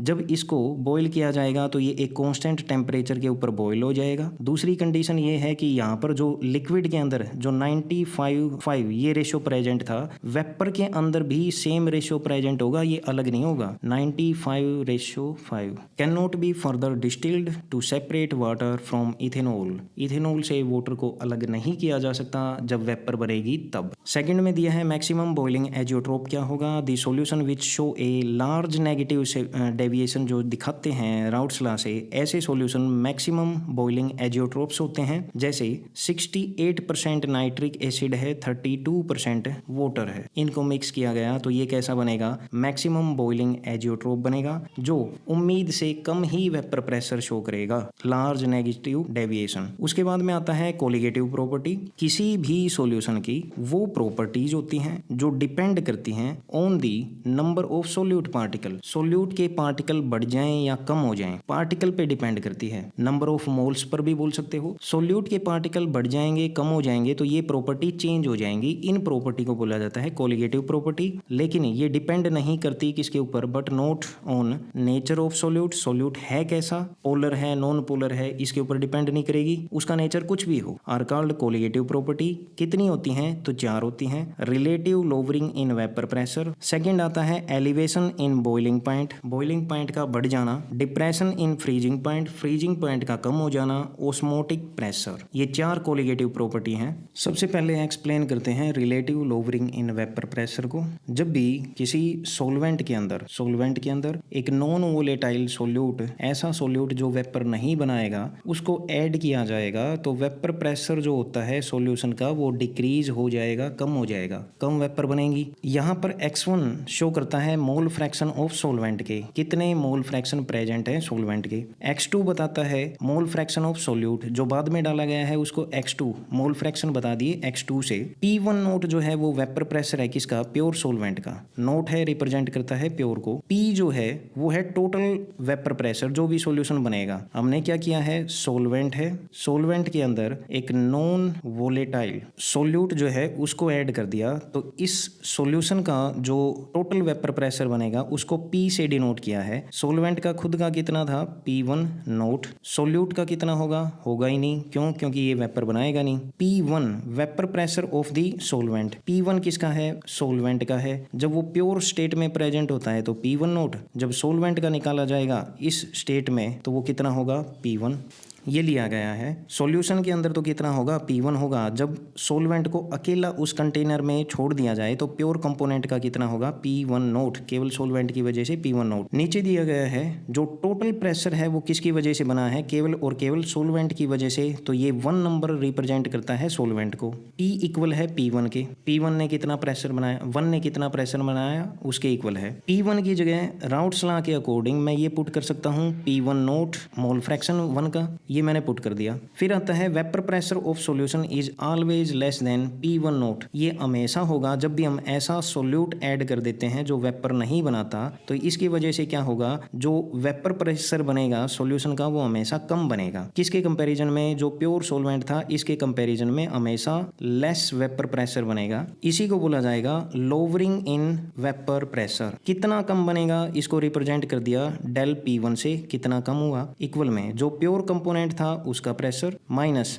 P1 जितना बना है सॉल्यूशन का उतना। P1 की जगह वैल्यू पुट कर सकता हूँ P1 नोट x1, ये हो जाएगा। P1 नोट को कॉमन लिया जाएगा तो 1 माइनस x1 हो जाएगा। मैं जानता हूँ कि x1 मोल फ्रैक्शन किसी एक कंपोनेंट का दूसरे कंपोनेंट के मोल फ्रैक्शन के सम ये इक्वल होते हैं 1 के। यहाँ से मैं 1 माइनस x1 की वैल्यू निकाल सकता हूँ, ये हो जाएगी x2। इसकी जगह मैं x2 पुट कर दूँ तो ये हो जाएगा P1 naught x2 del P1 naught को डिवाइड करूंगा, इधर लेके आऊंगा तो ये डिवीजन P1 नोट हो जाएगा इक्वल में x2। ये मोल फ्रैक्शन है किसका? सोल्यूट का। ये वेपर प्रेशर है किसका? प्योर सोलवेंट का। और ये क्या है? जितना वेपर प्रेशर कम हुआ था, डिक्रीज हुआ सोल्यूट डालने के बाद में, ये वो चेंज है। तो इसको रिप्रेजेंट कर रखा है P1 डेल P1 इक्वल है P1 नोट प्योर कंपोनेंट का जितना प्रेशर था उसमें से P1 को डिक्रीज किया गया डिवाइड में P1 नोट है प्योर कंपोनेंट का इक्वल होता है मोल फ्रैक्शन किसके? सोल्यूट के। मोल फ्रैक्शन किसका? सोल्यूट का।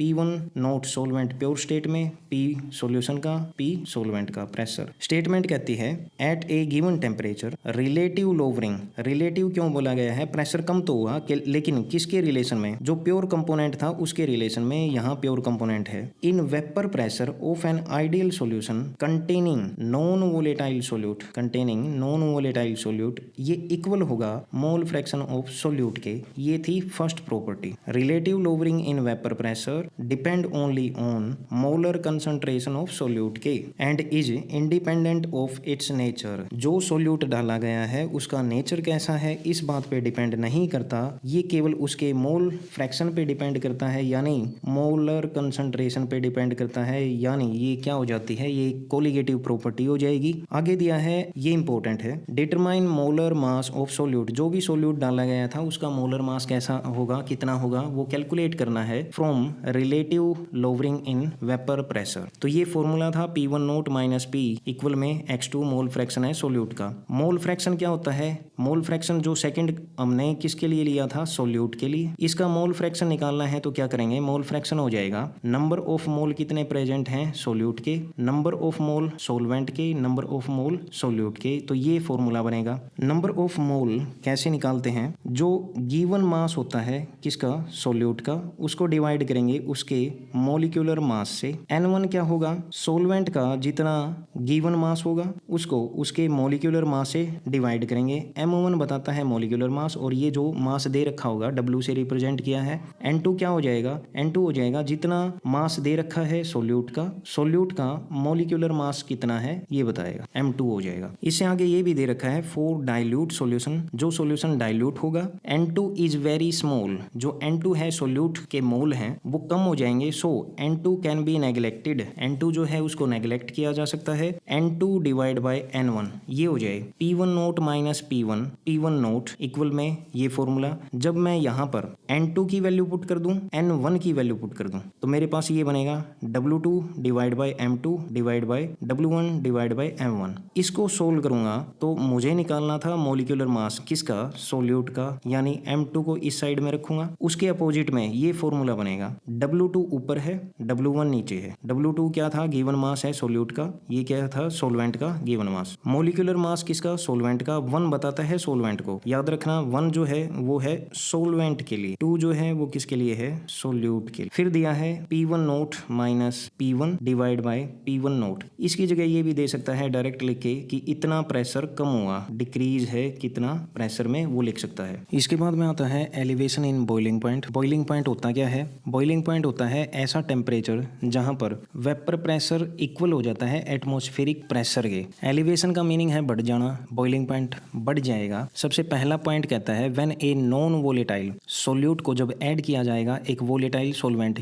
यानी ऐसा सोलवेंट जो वेपर बनाता हो लेकिन सोल्यूट ऐसा ऐड कर दिया जो वेपर नहीं बनाता, the vapour pressure of solvent decrease, जो सोलवेंट का वेपर प्रेशर था वो कम हो जाएगा। In order to make the solution to boil, अगर हमें जो एटमॉस्फेरिक प्रेशर था, जो एटमॉस्फेयर से प्रेशर डलता है किसी भी लिक्विड के ऊपर, जब हम इसको हीट करते हैं तो ये लिक्विड वेपर में चेंज होता है और इस एटमॉस्फेरिक प्रेशर को इक्वल करता है यानी बैलेंस करता है। उसी टेम्परेचर को बोला जाता है बॉइलिंग पॉइंट। जब हमने इसके अंदर ऐसा सोल्यूट डाल दिया है जो वेपर नहीं बनाता, नॉन वोलेटाइल है, ऐसे में इस सॉल्वेंट का जो वेपर प्रेशर है वो कम हो जाएगा, डिक्रीज हो जाएगा। अब इसे एटमॉस्फेरिक प्रेशर का मुकाबला करना है, इसके लिए ज़्यादा वेपर चाहिए। ज़्यादा वेपर कैसे बनेगी? जब और ज़्यादा जो मॉलिक्यूल हैं सॉल्वेंट के वो वेपर स्टेट में जाएंगे, चेंज होंगे। ये कैसे होगा? जैसा कि हम जानते हैं ये जो सॉल्वेंट है, सॉल्वेंट के मॉलिक्यूल अब आसानी से वेपर में कन्वर्ट नहीं हो सकते। क्यों नहीं हो सकते? क्योंकि यहाँ पर सरफेस के ऊपर सोल्यूट के पार्टिकल भी प्रेजेंट हैं जो खुद वेपर नहीं बनाएंगे और ना ही सॉल्वेंट को वेपर बनाने देंगे। यानी कम संख्या में क्या है सॉल्वेंट वेपर में कन्वर्ट हो पाएगा। इसको जितनी जगह मिलेगी, जितनी सरफेस मिलेगी, वहीं से मॉलिक्यूल क्या है वेपर में कन्वर्ट हो पाएंगे। ऊपर से एटमॉस्फेयर का प्रेशर उतना ही है, लेकिन इसको बैलेंस करने के लिए नीचे से जितनी वेपर चाहिए थी लिक्विड की, सॉल्वेंट की, उतनी वेपर जनरेट करने के लिए हम इसको गर्म करते रहे और टेम्परेचर बढ़ाते गए। जब हमने ये देखा, जिस पॉइंट पर हमने ये देखा कि जो सॉल्वेंट की वेपर प्रेशर है वो एटमॉस्फेरिक प्रेशर के इक्वल हो चुकी है, यानी बॉइलिंग पॉइंट आ चुका है। उस पॉइंट पर हमने जब टेम्परेचर चेक किया तो टेम्परेचर बढ़ चुका था प्योर सॉल्वेंट के कंपैरिजन में। इसी को बोला जाता है एलिवेशन, यानी बढ़ जाना बॉइलिंग पॉइंट का। स्टेटमेंट कहती है it's vapour pressure must be increase by raising the temperature. अगर हमें सॉल्यूशन को बॉईल करवाना है तो हमें क्या करना पड़ेगा? वेपर प्रेशर को बढ़ाना पड़ेगा, raising the temperature. Thus boiling point of the solution always higher than that of pure solvent. के मुकाबले जो सॉल्यूशन होता है नॉन वोलेटाइल का, उसका वेपर बॉइलिंग पॉइंट जो है वो हमेशा ज़्यादा मिलेगा। इसको स्टेटमेंट डेरिवेशन से देखते हैं। वेपर प्रेशर किसी भी प्योर सॉल्वेंट की become equal atmospheric pressure eight x मान लेते हैं, जो डायग्राम दे रखा है उसके अकॉर्डिंग ये एक्स पॉइंट है। सॉल्वेंट जो है वो एटमॉस्फेरिक प्रेशर का मुकाबला कर लेता है कहाँ? पॉइंट एक्स के ऊपर। फिर दिया है vapour pressure of solution become equal to atmospheric pressure at Y. जो ये सी वाली लाइन दिखाई देती है ये है सॉल्यूशन के लिए, और जो ये ऊपर ए वाली लाइन है ए टू बी ये है सॉल्वेंट के लिए। टी बी बताता है boiling point of pure solvent, naught लगा रखा है यानी प्योर सॉल्वेंट का। टी बी बताता है boiling point of solution, solution का बॉइलिंग पॉइंट इससे रिप्रेजेंट किया है टी बी नोट से, boiling point of pure solvent का। टी बी जो है वो greater than T B naught होगा, प्योर जितना होता है उसके कंपैरिजन में ये बढ़ जाएगा। रीजन हमने देख लिया। So there is increase in temperature. कितना इंक्रीज हुआ इसको रिप्रेजेंट कर दिया डेल टी बी से, जितना इंक्रीज हुआ है। जो ज्यादा है उसमें से कम था उसको माइनस किया टी बी नोट को, तो ये आ जाएगा delta T B. Experimentally elevation जो है बॉइलिंग पॉइंट का ऑफ ए सॉल्यूशन ये प्रोपोर्शनल होता है किसके? मोलल कंसंट्रेशन के, यानी मोलैलिटी के, जिसको रिप्रेजेंट किया जाता है स्मॉल एम से। Delta T B directly proportional है किसके? एम के। डेल्टा टी बी जब इस प्रोपोर्शनल साइन को हटाया जाएगा, इक्वल में सिंबल आएगा, ये आ जाएगा के बी कॉन्स्टेंट। कौन सा? Molal boiling point constant. जब मोलैलिटी 1 हो तब डेल्टा टी बी क्या होगा? के बी के इक्वल हो जाएगा, और ये ही इसकी डेफिनेशन बनेगी। यूनिट क्या होगी के बी की? ये हो जाएगा केल्विन पर मोल, सेल्सियस पर मोल, या फिर kelvin kilogram per mole. K B is defined as elevation in boiling point. कितना बढ़ेगा boiling point for 1 molar solution? Elevation in boiling point is directly proportional to the molar concentration. Delta T B directly proportional है M के। Value of K B दे रखी है for some solvent, जैसे water के लिए के बी की वैल्यू 0.52, इथेनॉल के लिए 1.20, बेंजीन के लिए 2.53। अगर हमें मोलर मास निकालना है सोल्यूट का, जो सोल्यूट नॉन वोलेटाइल था और सोलवेंट के अंदर डाला गया, एलिवेशन इन बॉइलिंग पॉइंट दे रखा हो, टेम्परेचर दे रखा हो, तो ये फॉर्मूला लगता है। इसमें W2 क्या है? ये है नॉन वोलेटाइल सोल्यूट्स। 2 हम 1 रिप्रेजेंट करते हैं किससे? सोलवेंट को करते हैं 1 से। 2 को रिप्रेजेंट यानी सोल्यूट को रिप्रेजेंट करते हैं 2 से, हमने ये देखा है। यानी W2, W क्या होता था? जो गिवन मास है, गिवन मास किसका? 2 बताता है सोल्यूट का। W1 होगा वो क्या होगा? गिवन मास होगा किसका? सोलवेंट का। 1 क्या बताता है? सोलवेंट। अब देखो W2 जो है वो नॉन वोलेटाइल सोल्यूट ग्राम में दे रखा है मास। W1 क्या है? गिवन मास है ग्राम में, सोलवेंट का, M2 क्या है, मोलर मास है सोल्यूट का, ये निकालना है। तो फॉर्मूला कौन सा लगेगा, राइट साइड में दिया है as we know delta TB equal है KB डॉट MK, M की वैल्यू निकालेंगे तो ये हो जाएगा delta TB divide by KB। इस इक्वेशन को, इस वैल्यू को इक्वेशन फर्स्ट के अंदर पुट करना है जो यहाँ दे रखा है। मोलैलिटी क्या होती है, मोलैलिटी होती है जो गिवन मास है सोल्यूट का, उसको मोलिकुलर मास ऑफ सोल्यूट से डिवाइड किया जाए मोलर मास से, उसके नीचे सोलवेंट का मास दे रखा हो, किलोग्राम में कन्वर्ट करने के लिए उसको 1000 से डिवाइड करते थे, ये 1000 ऊपर चला जाएगा तो ये फॉर्मूला होता है। इसके अंदर हमने किसकी वैल्यू पुट कर दी है, इसके अंदर हमने M की वैल्यू पुट कर दी। M की वैल्यू पुट करेंगे डेल्टा TB, ये कन्वर्ट हो जाएगा किसके अंदर, ये बनेगा डेल्टा TB को इस साइड रखा है और KB को वहां लेके गए, जो डिवाइड में KB आया था इसको यहाँ लेके गए तो ये फॉर्मूला बना है। M2 को अगर हमें मोलर मास निकालना है सोल्यूट का तो M2 को यहाँ लेके आएंगे और डेल्टा TB को नीचे लेके जाएंगे। M2 मोलर मास क्या दे रखा है, W2 by W1, W2 divide by W1, ऊपर आएगा KB, नीचे आएगा डेल्टा TB इंटू में 1000, ये फॉर्मूला लगेगा। इसके ऊपर न्यूमेरिकल बेस्ड क्वेश्चन आते हैं। इसके बाद में अगली जो कोलिगेटिव प्रॉपर्टी है वो है डिप्रेशन इन फ्रीजिंग पॉइंट, यानी फ्रीजिंग पॉइंट में डिक्रीज देखा जाएगा कब, जब हम सोल्यूट ऐड करेंगे। फ्रीजिंग पॉइंट होता क्या है, सबसे पहले the temperature at which solid and liquid state of the substance have the same vapour pressure, जब ये दोनों स्टेट को एग्जिस्ट करेंगी एक पॉइंट पर, एक टेम्परेचर पर। यहाँ दे रखा है let a solution of volatile solvent and non volatile solute. यहाँ पर एक डायग्राम दिया गया है, इसके अंदर जो A से लेके B पॉइंट और फिर C पॉइंट तक ये जो लाइन बताती है, ये बताती है सोलवेंट के बारे में। A से B के बीच जो सोलवेंट था वो फ्रीज स्टेट में है, यानी सॉलिड स्टेट में है, और B से लेकर C तक ये जो लिक्विड है वो कैसा है, लिक्विड स्टेट में है सोलवेंट। अब A से जो E पोर्शन जाता है ये क्या है, सॉल्यूशन का, ये सॉल्यूशन को रिप्रेजेंट करती है ये लाइन। तो क्या दे रखा है, it has been observe that freezing point of the solution always less than pure solvent. इसका मतलब ये बनता है जो प्योर सोलवेंट होगा उसका जो फ्रीजिंग पॉइंट होता है, मान लेते हैं कि वो फ्रीज हो जाता है 0 डिग्री सेल्सियस के ऊपर। जब उस प्योर सोलवेंट के अंदर सोल्यूट डालकर सॉल्यूशन बनाया जाएगा तो वो फ्रीज होगा कहाँ, वो नेगेटिव में फ्रीज होगा, यानी फ्रीजिंग पॉइंट डिक्रीज हो जाएगा। पॉइंट B क्या बताता है, जहां पर सॉलिड और लिक्विड सोलवेंट हैं वो मिलते हैं इस पॉइंट के ऊपर। डेल TF0 ये क्या बताता है, ये बताता है freezing temperature of pure solvent. Point D क्या बताएगा, सॉलिड सोलवेंट और लिक्विड सॉल्यूशन जो हैं वो मिलेंगे पॉइंट D के ऊपर। TF बताएगा freezing point of the solution. तो जो फ्रीजिंग पॉइंट है उसके अंदर डिक्रीज देखने को मिला, कितना मिला ये बता दिया डेल्टा TF से। डेल्टा TF कितना होगा, जो प्योर सोलवेंट का फ्रीजिंग पॉइंट था उसमें से जो सॉल्यूशन का फ्रीजिंग टेम्परेचर है उसको माइनस किया जाएगा तो हमारे पास चेंज आ जाएगा। एक्सपेरिमेंटली हमने देखा है कि depression in freezing point of a solution is proportionally किसके होगा, मोलैलिटी के होगा। डेल्टा TF जब इस प्रोपोर्शनल साइन को हटाया जाएगा इक्वल में ये आ जाएगा KF। KF क्या है, molal freezing point depression constant है, इसको क्रायोस्कोपिक कांस्टेंट भी बोला जाता है। यूनिट क्या है, केल्विन पर मोल, डिग्री सेल्सियस पर मोल, केल्विन किलोग्राम पर मोल। अगर डाइल्यूट सॉल्यूशन है इसका मतलब ये है कि सोलवेंट ज़्यादा ही ऐड कर दिया जाए तब मोलरिटी कितनी हो जाएगी, इफ़ M इक्वल 1 हो तो ये क्या हो जाएगा, डेल्टा TF इक्वल है KF के, ये वैल्यू आ जाएगी। KF क्या होगा इसको डिफाइन करना पड़े, या वैल्यू वाटर के लिए जैसे दे रखी है 1.86, इथेनॉल के लिए इतनी होगी 1.99, बेंजीन के लिए 5.12।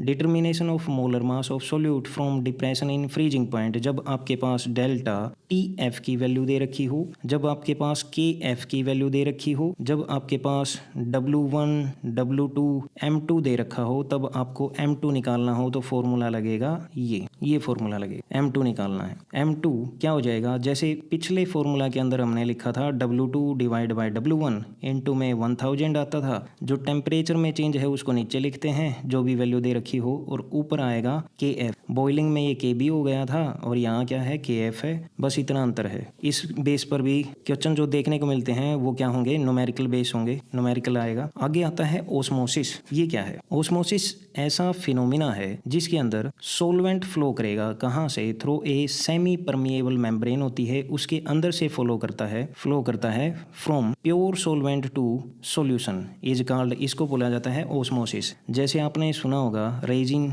जो होती है, रेजिन को वाटर के अंदर डिप करके ओवरनाइट रख दिया जाए तो रेजिन अपने साइज में क्या है, स्वेल कर जाएगी यानी फूल जाएगी। ये किस वजह से हुआ है, क्योंकि जो पानी था बाहर वो इस रेजिन के अंदर एंटर हुआ है। इसकी जो अपर सरफेस है वो किसका काम करती है, वो काम करती है सेमी परमिएबल मेम्ब्रेन का, जो सोलवेंट को अंदर जाने देती है। अंदर क्या था, अंदर भी कुछ क्वांटिटी में वाटर प्रेजेंट था, लेकिन बाहर क्या है, ज़्यादा क्वांटिटी में प्रेजेंट था। बाहर की कंसंट्रेशन कैसी थी, लो कंसंट्रेशन थी। अंदर कैसी कंसंट्रेशन थी, हाई कंसंट्रेशन। तो सेमी परमिएबल मेम्ब्रेन जो होती है वो सोलवेंट को अलाउ करती है, कहाँ से, लो कंसंट्रेशन से हाई कंसंट्रेशन जाने के लिए। इसको बोला जाता है osmosis. Osmosis can also take place between the solution of different concentration. अगर कोई दो कंसंट्रेशन जिनकी अलग हो, ऐसे सॉल्यूशन को सेमी परमिएबल मेम्ब्रेन के साथ सेपरेट करके रख दिया जाए तब भी सॉल्वेंट की मूवमेंट होगी। In such cases the solvent molecule move from, solvent कहाँ से कहाँ जाएगा, लेस कंसंट्रेटेड सॉल्यूशन से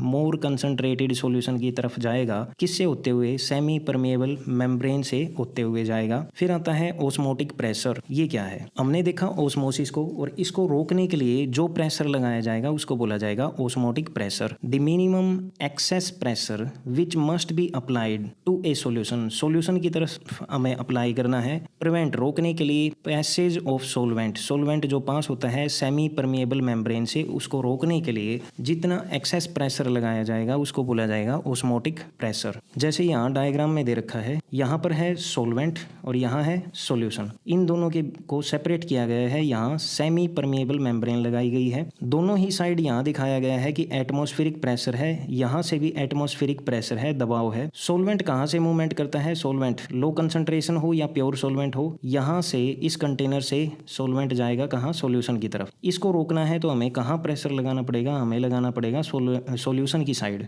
तो यहाँ जो एक्स्ट्रा प्रेशर लगाया जाएगा डिनोट किया गया है पाई से, ये एक्स्ट्रा प्रेशर ही क्या कहलाएगा, ओस्मोटिक प्रेशर कहलाएगा। वांट होफ ऑब्जर्व, ये जो साइंटिस्ट है इसने बताया पाई कितना होगा, CRT। सी यहाँ पर क्या है, मोलर कंसंट्रेशन है, टी क्या है, टेम्परेचर है, आर क्या है, गैस कांस्टेंट है, यूनिवर्सल गैस कांस्टेंट है at a given temperature. R और टी जो है वो दोनों कांस्टेंट हैं, तो पाई जो है ओस्मोटिक प्रेशर वो केवल और केवल किस पे डिपेंड करेगा, कंसंट्रेशन के ऊपर, मोलर कंसंट्रेशन के ऊपर डिपेंड करेगा। सिंस ओस्मोटिक प्रेशर जो है वो डिपेंड करता है मोलर कंसंट्रेशन के ऊपर of solution, so it is a colligative property. Concentration, molar concentration यानी मात्रा के ऊपर डिपेंड करता है, नेचर के ऊपर डिपेंड नहीं करता, इसलिए ये क्या है, कोलिगेटिव प्रॉपर्टी है। अगर यहाँ से हमें मोलर मास निकालना हो तो कैसे करेंगे, फॉर्मूला बताता है ओस्मोटिक प्रेशर पाई जो है वो इक्वल होता है CRT के। C क्या है, कंसंट्रेशन है, कंसंट्रेशन कैसी, नंबर ऑफ मोल, वॉल्यूम के अंदर कितने नंबर ऑफ मोल डिजोल हैं।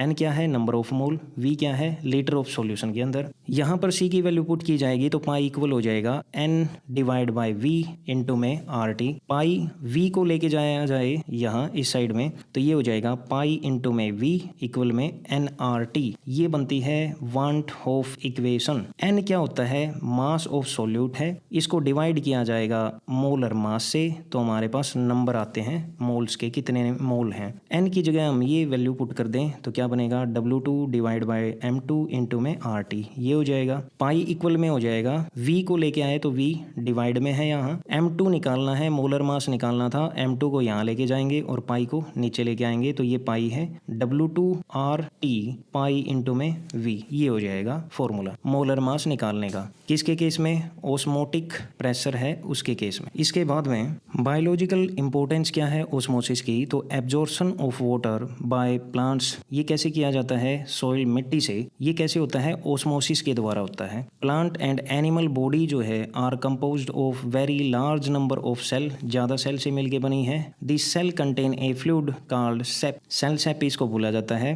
इसके केस में क्या होगा, दो कंडीशन बनती है, यहाँ पर एक सेल दिखाई गई है, इसके चारों ओर यहाँ क्या है, सेल वॉल है। अगर इस सेल को लो कंसंट्रेशन के किसी लिक्विड सॉल्वेंट या सॉल्यूशन के साथ में कांटेक्ट में लेके आया जाए या फिर हाई कंसंट्रेशन के सॉल्यूशन के साथ में कांटेक्ट में लेके आया जाए तो क्या होगा। हमने ओस्मोसिस के थ्रू पढ़ा है कि वाटर यहाँ सॉल्वेंट सोलवेंट है, सेल के अंदर भी वाटर है, बाहर भी वाटर है, तो वाटर की मूवमेंट होगी कहाँ, लो कंसंट्रेशन से हाई कंसंट्रेशन की तरफ, यानी यहाँ पर वाटर सेल के अंदर एंटर हो जाएगा। धीरे धीरे सेल जो है वो स्वेल करने लग जाएगी, उसका साइज बढ़ेगा और एट दी लास्ट क्या होगा, सेल रप्चर देखने को मिलता है, सेल जो है वो फट जाएगी, डेड हो जाएगी और इसको बोला जाएगा हीमोलिसिस। ये कब होता है, जब सेल कॉन्टेक्ट में आती है वाटर के या फिर डाइल्यूट सॉल्यूशन के जिसकी कंसंट्रेशन बिल्कुल ही कम हो, whose osmotic pressure is less than that of cell fluid, so there will be a tendency of water to enter into the cell through the cell wall. Second condition में क्या है, अगर सेल जो है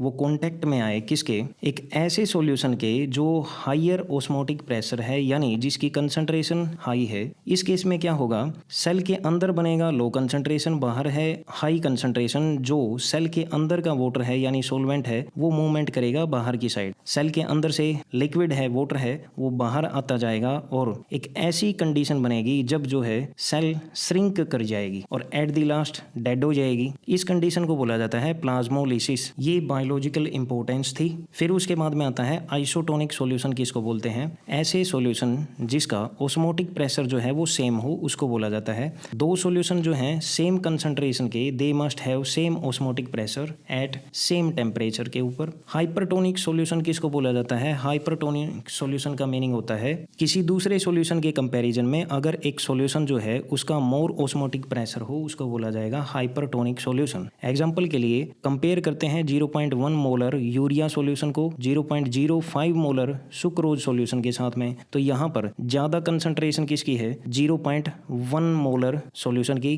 तो ये क्या हो जाएगा हाइपरटोनिक। हाइपर यानी ज़्यादा, हाइपोटोनिक सॉल्यूशन क्या होगा, ऐसा सॉल्यूशन जो दूसरे के कंपैरिजन में जिसकी कंसंट्रेशन कम हो, जैसे ऊपर एग्जांपल था उसी में 0.05 मोलर सुक्रोज सॉल्यूशन क्या हो जाएगा, हाइपोटोनिक हो जाएगा। नोट दे रखा है a hypertonic solution will be more concentrated with respect to the other solution and a hypotonic solution जो है वो लेस कंसंट्रेटेड होता है दूसरे के रिस्पेक्ट में। रिवर्स ऑस्मोसिस क्या होता है, जैसा हमने देखा था एक कंटेनर के अंदर सॉल्वेंट था, इसको जोड़ा गया था सेमी परमिएबल मेम्ब्रेन से दूसरे कंटेनर के साथ में, यहाँ सॉल्यूशन था। सॉल्यूशन हमने सॉल्यूशन की साइड प्रेशर अप्लाई किया था जिससे जो सॉल्वेंट की मूवमेंट होती है लो कंसंट्रेशन से हाई कंसंट्रेशन उसको रोका जा सके, इसलिए हमने यहाँ पर प्रेशर अप्लाई किया था। अगर हम ज़्यादा ही प्रेशर अप्लाई कर दें कि जो सॉल्यूशन की साइड का सॉल्वेंट था वो मूवमेंट करने लग जाए कहाँ, सेमी परमिएबल मेम्ब्रेन से होते हुए लो कंसंट्रेशन की साइड चला जाए, तो इसको बोला जाएगा रिवर्स ऑस्मोसिस, यानी ऑस्मोसिस हुआ है लेकिन उल्टी डायरेक्शन में। Process of movement of solvent through a semi permeable membrane from the solution to the pure solvent की तरफ by applying excess pressure on the solution side हमने अप्लाई किया is called reverse osmosis। Use in desalination of sea water, पानी के अंदर जो नमक होता है उसको बाहर निकालने या अलग करने के लिए इसका यूज किया जाता है। एबनॉर्मल मोलर मासेज, ये क्या होगा, हमें पता है कोलिगेटिव प्रॉपर्टी डिपेंड करती है नंबर ऑफ सोल्यूट पार्टिकल के ऊपर। जब हम क्या करेंगे, सोल्यूट अंडरगो डिसोसिएशन और association, its number will become more और less and therefore colligative property will change. ऐसा हो जाए जो सोल्यूट डाले गए हैं, सोल्यूट जो है वो सोलवेंट के अंदर जाने के बाद में आपस में जुड़ के एक बड़ा मॉलिक्यूल बना दें, 2 3 4 जितने भी सोल्यूट के मॉलिक्यूल हैं वो आपस में जुड़ जाएं, या फिर ऐसा हो सकता है कि वो डिसोसिएट हो जाएं, एक सोल्यूट का पार्टिकल टूटे और 2 में टूट जाए, तो ऐसे नंबर ऑफ पार्टिकल की संख्या जो है वो डिफरेंट हो जाएगी। और नंबर ऑफ पार्टिकल अगर चेंज हो जाते हैं तो कोलिगेटिव प्रॉपर्टी चेंज हो जाएगी, क्योंकि कोलिगेटिव प्रॉपर्टी केवल और केवल नंबर ऑफ पार्टिकल के ऊपर डिपेंड करती थी। तो इसको बोला गया है एबनॉर्मल मोलर मासेज। फर्स्ट क्या होता है, एसोसिएशन। एसोसिएशन का मीनिंग है जुड़ना। In solvent generally non polar solute molecule जो होते हैं वो एसोसिएशन शो करते हैं।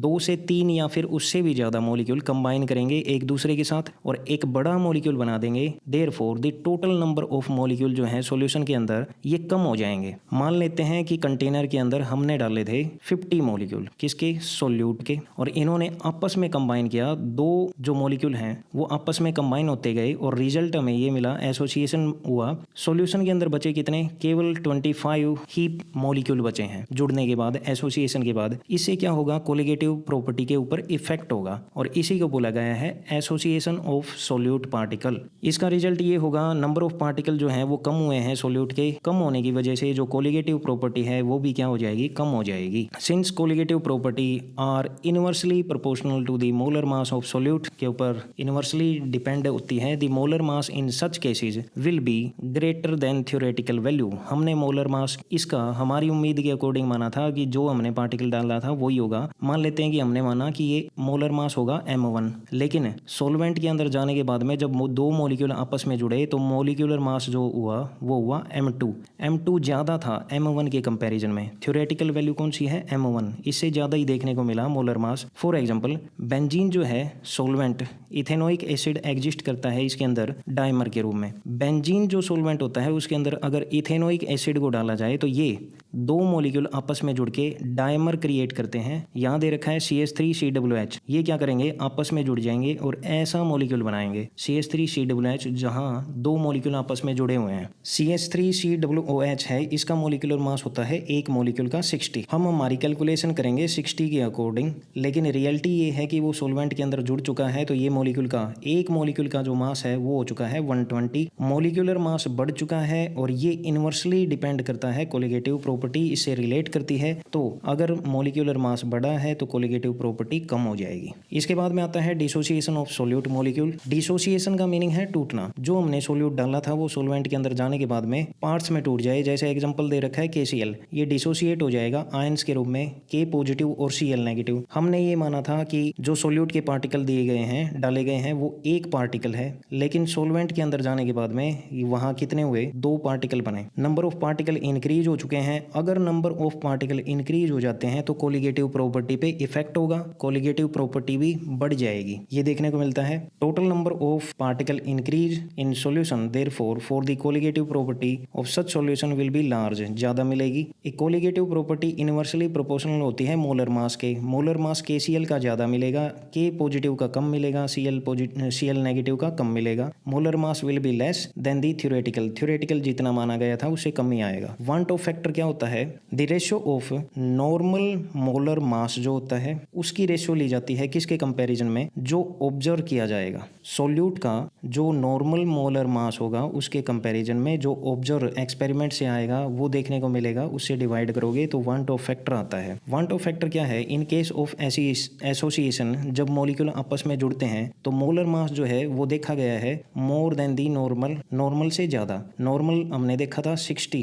किसके केस में, CH3COOH के केस में। जब ये दो मॉलिक्यूल आपस में जुड़े थे तो कितना हुआ था, 120। इसके लिए वांट ऑफ फैक्टर कितना होगा, वैल्यू होगी लेस देन 1। कैसे, जो नॉर्मल मोलर मास था 60, इसको अगर 120 से डिवाइड किया जाएगा तो वैल्यू हमेशा 1 से छोटी ही आएगी। यह होता है। डिसोसिएशन के केस में क्या हो जाएगा, वांट ऑफ फैक्टर हमेशा ज्यादा मिलेगा 1 से। ऐसा क्यों, नॉर्मल मोलर मास किसका था, KCl का। जब ये डिसोसिएट होता है K पॉजिटिव में तो K पॉजिटिव का मास कम है, KCl का ज्यादा है। जब छोटी वैल्यू से बड़ी वैल्यू को डिवाइड करोगे तो हमेशा वैल्यू क्या आएगी, 1 से बड़ी ही आएगी। इसलिए I जो वांट ऑफ फैक्टर है वो डिसोसिएशन के केस में हमेशा 1 से बड़ा ही मिलेगा। आगे दिया है, in case of solute which do not undergo any association और डिसोसिएशन, I की वैल्यू क्या होगी, हमेशा 1 के इक्वल मिलेगी, जहां पर जो सोल्यूट है वो ना एसोसिएशन हुई हो उसके अंदर ना ही डिसोसिएशन हुई हो। वांट ऑफ फैक्टर को ऐसे भी डिफाइन कर सकते हैं, जो observed value of colligative property है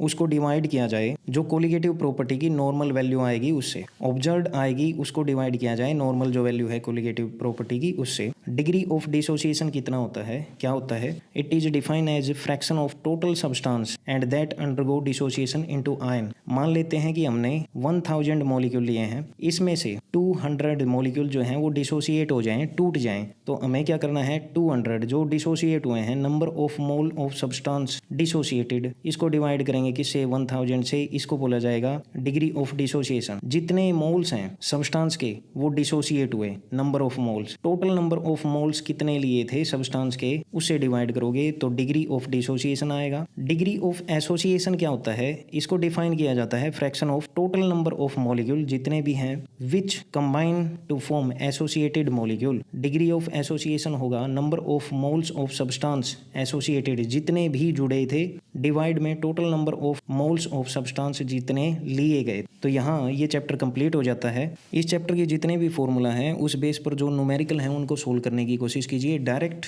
फॉर्मूला है, न्यूमेरिकल डायरेक्ट आएगा, आसानी से सोल्व किया जा सकता है, बस फॉर्मूला याद हो। मिलते हैं अगली वीडियो में अगले चैप्टर के साथ।